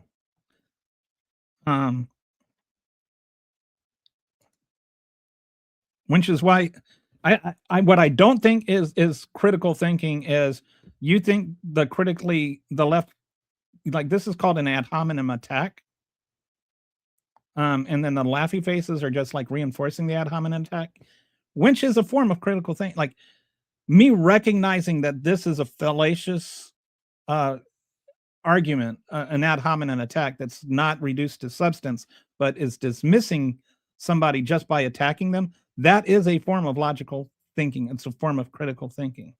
So also, I don't have a tattoo on my face. Okay. Which anybody that has a tattoo on their face is probably not very good at critical thinking. The entire boat was open to, okay, so we should deport some fight me goodness. I don't know what that means. Kelly lost his balls. I don't know what that means. MAGA is happening because of logical understanding and recognition. No, it's not. It's not. MAGA is void of awareness of what is happening. And like MAGA has to wear hats to remind them who they voted for. The point of the tariff isn't to raise money, it's to coerce foreign companies to bring manufacturing local and try to get local companies to start by leveling and playing the field in content. Okay, first of all, whether like that is a dated concept that like went out with the advent of the 20th century. Secondly, it's not effective. Thirdly, it's not what Trump keeps saying. He keeps saying other countries are paying the tariffs. Fourthly, no actual money, like not a single dollar. There's all these promises. You notice how all these promises about how they're going to invest all of this extra money, all that comes after Trump is going to be gone from office. These are just satiating him to, get his stuff to go away. Not a single dollar has actually been invested. And not only that, the amount of money that has been invested by foreign companies in the United States in 2025 is actually down from what it was in 2024. We're actually losing investment money. The number of manufacturing jobs is down from 2024. He's actually doing the opposite of what he said he was going to do with his trade wars. Look at what is happening, not what Trump is saying. If you want critical thinking, that's critical thinking for you. Yeah. The left absolutely cannot think. So more ad hominem attacks. Seems like you don't have anything to say, Val, other than the left can't think critically. Air tanks? I don't know what air tanks are. Well, people don't eat them, animals do. Yeah, I think you're talking about the soy. Homeschool your children so they are. I'm just going to let the irony of the fact that she spelled a 3-letter word wrong while she's talking about lack of education. I'll just let that sit there. Indoctrination, not education. I don't know what indoctrination is. I like, what is the difference to you? Like, what, like, I always see the right always talking about being indoctrinated, and they talk about indoctrination, but you never actually identify what is so what indoctrination are you talking about? Like that slavery happened? What indoctrination? What that Jim Crow laws were there? What is indoctrination to you? What is the difference between indoctrination and education to you? That trans people exist? Tariffs hurt consumers, but the point is the overall effect on industry. Yes, and that's why I'm pointing out to you, Digital Darkness, that the effect on industry has been negative. And not just the price change for the buyer. It can be both bad for business and bad for the, like, there is, tariffs are actually hurting manufacturing, because what's happening is Donald Trump is so random in what he wants to place a tariff on where, that nobody knows how to go about manufacturing anything, because they have to plan for things like in advance. And so, he's got this tariff on steel. And so then you go to somewhere else and you buy your steel from somebody else where it's cheaper, but then he plans a tariff on steel over there. And now you've got like a year worth of commitment. And so then all that money that would be invested there isn't getting invested there. New investments in manufacturing have gone way down. Like, if you're right that tariffs, like, you can't just look at tariffs just based on its immediate impact on prices, but everything else. But also look at, it's having a negative impact on everything else. You have actual people that manufacture goods that are saying things like, these tariffs have been worse for them than the supply chain shortages after COVID. An experience makes you conservative. I don't know what experience makes you a conservative. That's right. If Kamala, USA no border wall be yeah, that's just and people talk about critical thinking skills. Some dude was saying there was an extra fuel tanks on board. They carry they do carry extra gas cans, but they do that whether they're fishing boats or drug boats because like they need gas. Those big containers they contain gas. I think some people think they contain drugs, but yeah, they do. That doesn't mean they're drug boats. And again, I feel like the whole drug boat versus not drug boat thing loses one big thing. You can't kill people because you suspect they're smuggling drugs, even if you know for a fact they're smuggling drugs. It's not like a executable offense on the spot. Like it's still illegal. It's still illegal both by our law and by international law. Stop by. What is your MAGA hats are made in China? And when a foreign company has to pay a lot more in tariffs and then pass that cost on to consumers, then it makes their product higher price versus local company who does not have to raise tax. Okay, I don't know what you're talking about, but most of the countries that we started trade wars with had little or no tariffs on the United States, actually.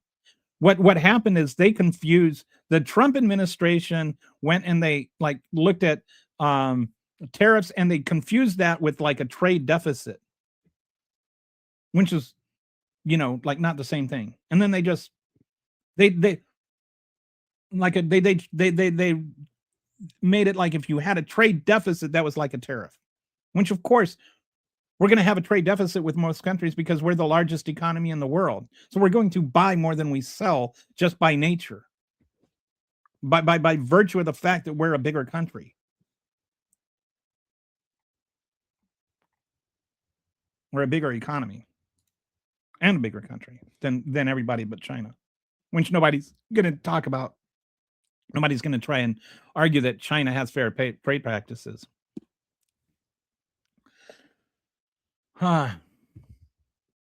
So the businesses who load the boats before transported.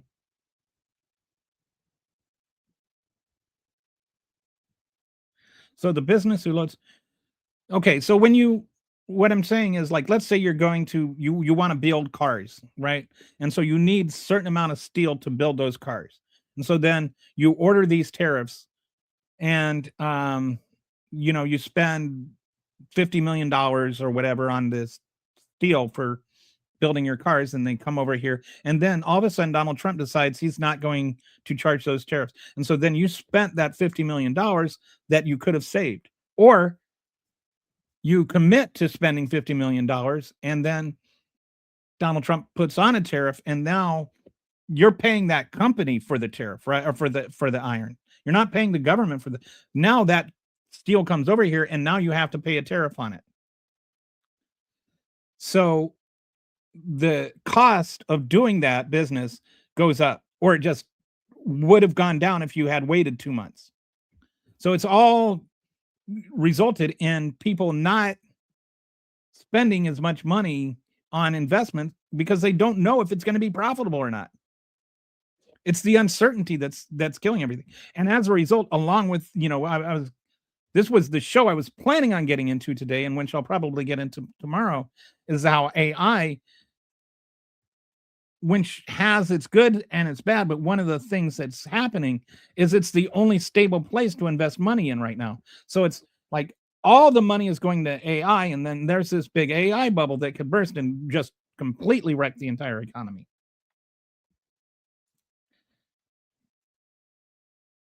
I have paid many import tariff fees. Trust me, America pays them. It's like to me, it's Donald Trump is the only reason there's any confusion on this. Everybody knows that's how tariffs are, or at least used to be, that if they knew. That would be nice if real manufacturing was being invested into here in the United States. It would be, but it's not. And like it's actually gone down. Like investment money in manufacturing has gone down.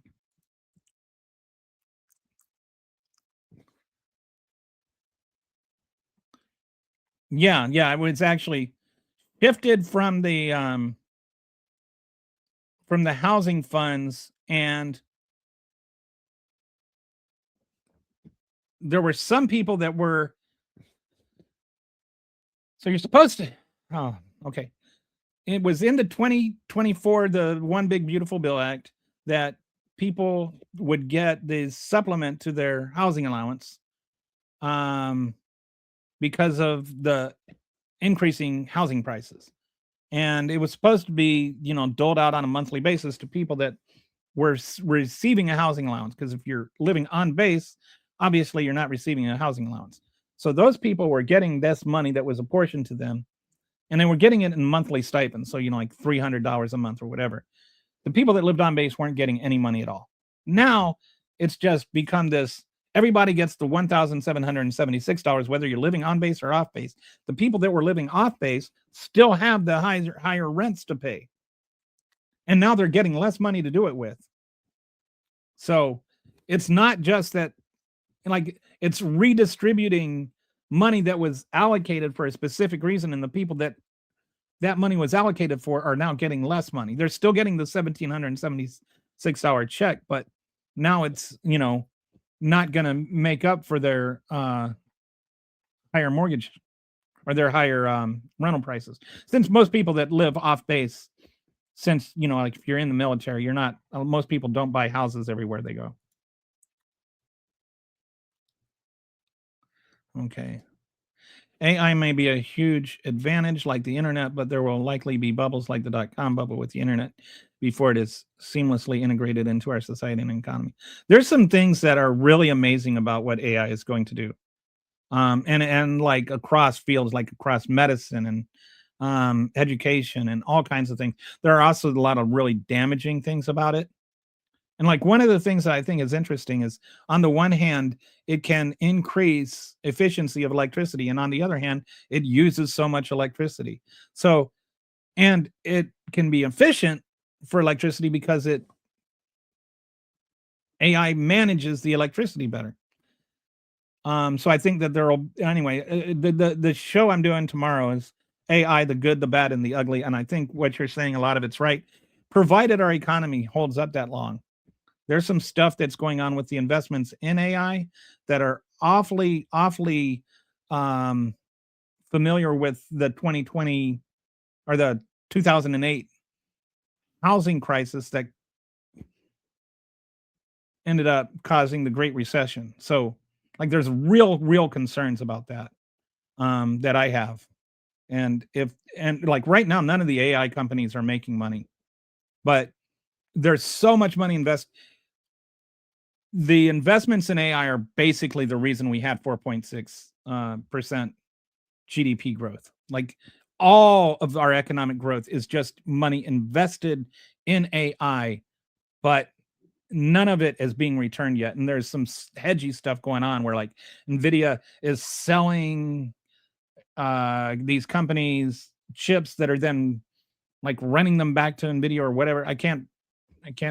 It's like all hedgy, and I have to look into it some more. But there's stuff that's really murky going on the financial side, where there's a lot of potential for abuse. And rather than addressing that potential, Donald Trump is feeding into it.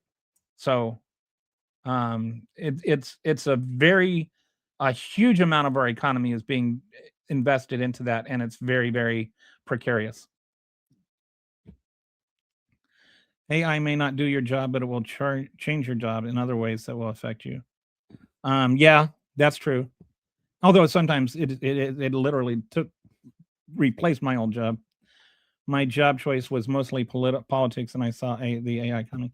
Here's the thing about AI and politics that concerns me, is that there's the deep fakes, which we all know about, right? Everybody's got legitimate concern about deep fakes. But also I'm concerned about the other side of deep fakes being, people will just dismiss things that really happen as deep fakes. We're already having a trouble discerning fact from fiction, truth from reality, or reality from fabrication.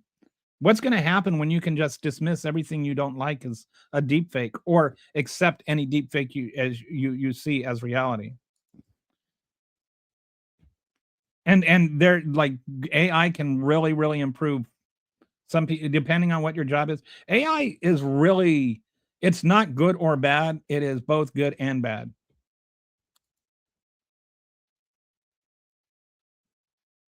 Yes, some say in AI we maintain our labor. Robot, for example. Don't know what that means. I can calculate the BTUs needed to heat my house much more accurate. And not only that, see, this is like with AI and 5G combined, and not just like your house, but like an office building. It can not only maintain the temperature in your house more efficiently, like a big office building where you have like maybe 5,000 or 10,000 people work there during the day and it's almost empty at night. And then it can tell office by office who's in there, like using motion detectors and 5G. And then it can calibrate temperatures um, based on where people are automatically. And so, like, they've started implementing some of these things in China, and it's like they cut the electricity used by some of these buildings by like 20-30%. Like, it can save a lot of energy.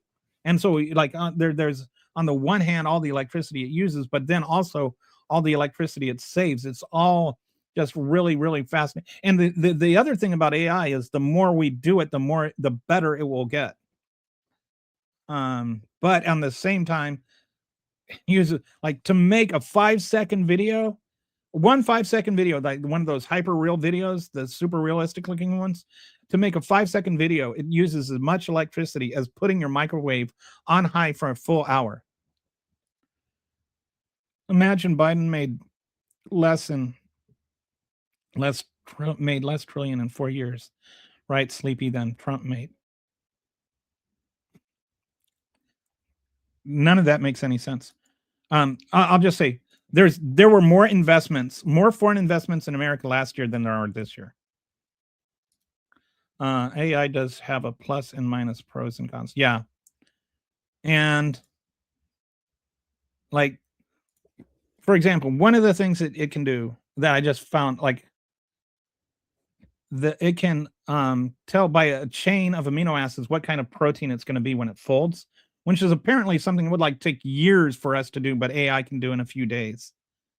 And then because of that, you're like, well, what does that help? Well, that helps like with all kinds of disease research and medical research and things like that. And they'll even be able to, like, based on your own specific genetic makeup, cater healthcare just for you specifically based on like proteins and stuff like that. There's so much more. Like, there is a real sci-fi potential future with AI. And it's not just like Terminator dystopia type stuff. There's actual possibility of genuinely positive results that come from AI. And there's also genuinely dystopian type results that can come from AI. And it's also, I think it's also just like one of those things that is still ethereal to so many people. Along with 5G, I think most of us just think of 5G as being, like how fast our phone downloads things. 5G is so much more than that. Also, I can do things like calculate subcooling and superheat on the fly, with it making me more effective. Are you an HVAC tech? HVAC techs are they're pretty neat. For example, if you get $100,000 shipping container of bikes from China, you are paying $200,000 to get it, right? And most importers, that's their profit. They're just losing money. They're not just in it. It's not a what's the word I'm looking for? They're not in it just to get bikes for kids.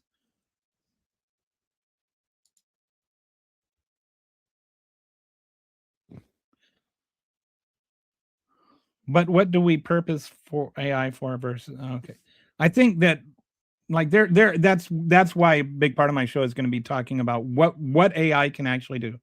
Like, it can, there's so many things it can do, even for the ecology, like having satellite photos along with soil sensors. They can have that are all work with the sprinklers that they. I don't know if you've ever been near a big massive farm where they have these like irrigation systems where they have this like big tractors that go and they they s- they water the lawn, so to speak, but it will tell them how much water to put where based on how moist the soil is in a specific spot, and they'll be able to tell which areas of soil need nitrogen, and so they'll know how much fertilizer to put in, or just be able to just specify where the insects are, so that only those places get sprayed rather than the whole farm, so that it'll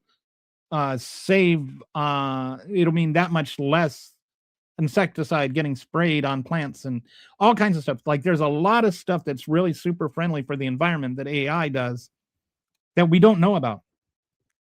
Um, and what we could do. Yeah, I agree with this. AI is a tool. It's neither good nor bad, but can have good effect and bad effect on things. It's just like debating fire. You know, you can cook your meal with it, or you can burn down your house with it. It's not the fire, it's the user.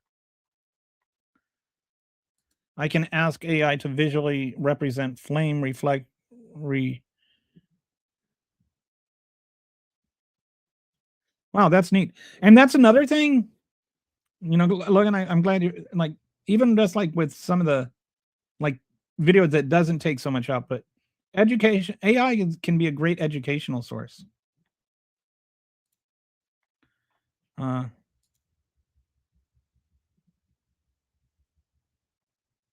I don't know why you're asking this question. Yeah, um, I didn't say it was most like what I don't know where you're coming from.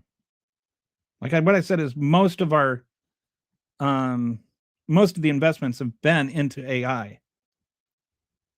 Like without investments in AI, it's like what is it? One the Harvard economist said there was like our GDP growth would have been 0.8% without without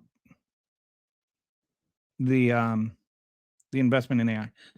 GDP is made up of consumer spending plus investment plus government spending plus net exports. All right.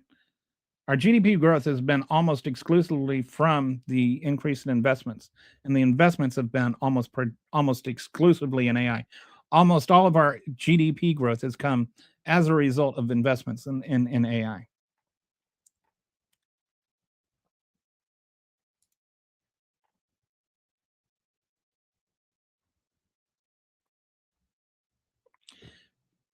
You may not be using it maliciously, but you're not the only one using AI, and that's why I think it needs to be more regulated and not less regulated.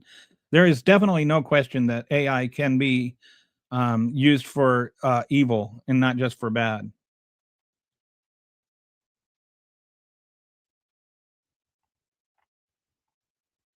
And yeah, and we can. You may not. I don't know. I think there may be still a need for physicality, like to unscrew screws and screw screws. Oh,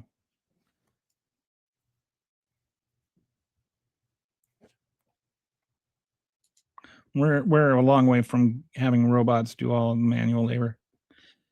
Not like we need that. We're already fat enough as a society.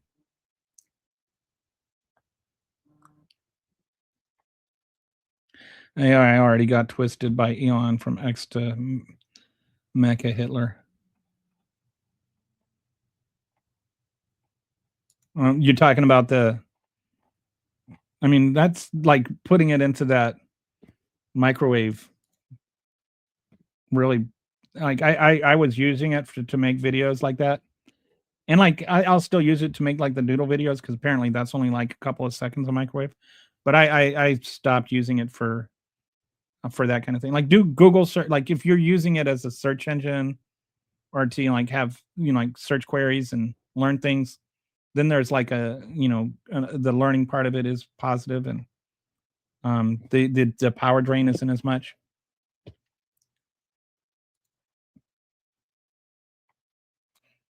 Well, it's future ideals of course, moguls will find it like everything else. Honestly, the American government spent the money on tooth decay research and schizophrenia. Yeah, this is like who runs the country and who runs AI. If they become the same group of people, we're in trouble. And it seems like Donald Trump is selling the future of the country to AI funders. AI could give us insight into, yes, it can, and Alzheimer's and all kinds of things.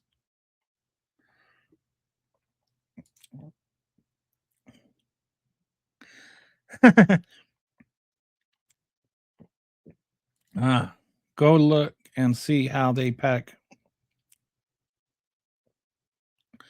Our food truck driver all my life and has watched it case from people out there on the floor at Campbell's Soup Machine is doing.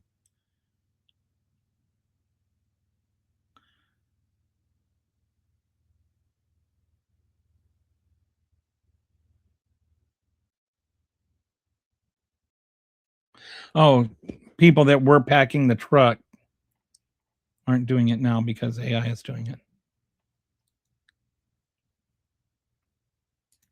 Well, I'm just skipping to the bottom. I'm skipping to the bottom. Digital. Some money AI could perhaps move to solve issues. Yeah, it's fun to imagine what AI could do. Like, wouldn't it be cool if we just didn't need money anymore? Small AI data centers are the size of a city. Imagine the power that is used and how it will drive up our own costs because they will get tax breaks. And that's another thing. That's why I say we got to look at who I think, what was it?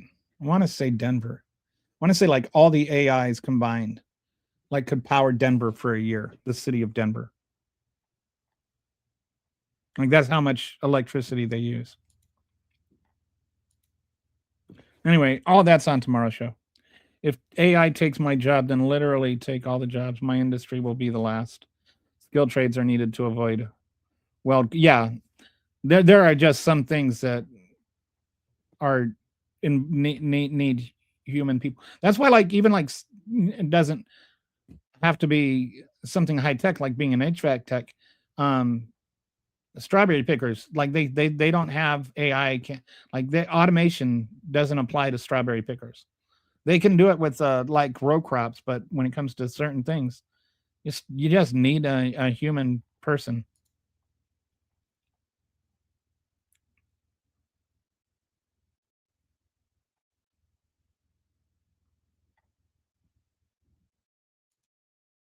You're right. Well dressed are going to be out of work in the next 5 years, maybe 10.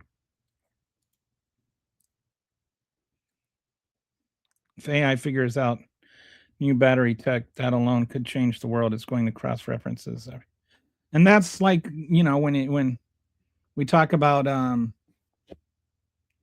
the limitations of solar. If we have some new breakthrough in storage, like how much of a difference could that make? Like and not all the differences are going to be bad. Like there's going to be differences that are good and there's going to be differences that are bad. But anyway, this is all for tomorrow's show. Seems like actually this is kind of cool that I think this is what I was hoping for with tomorrow's show. So come back. But I think this is one of those things when I talk about we can talk about some things without it being a partisan thing. Like not everything has to be left or right. And I think with AI we can agree that it's both a very, very promising and also very, very scary.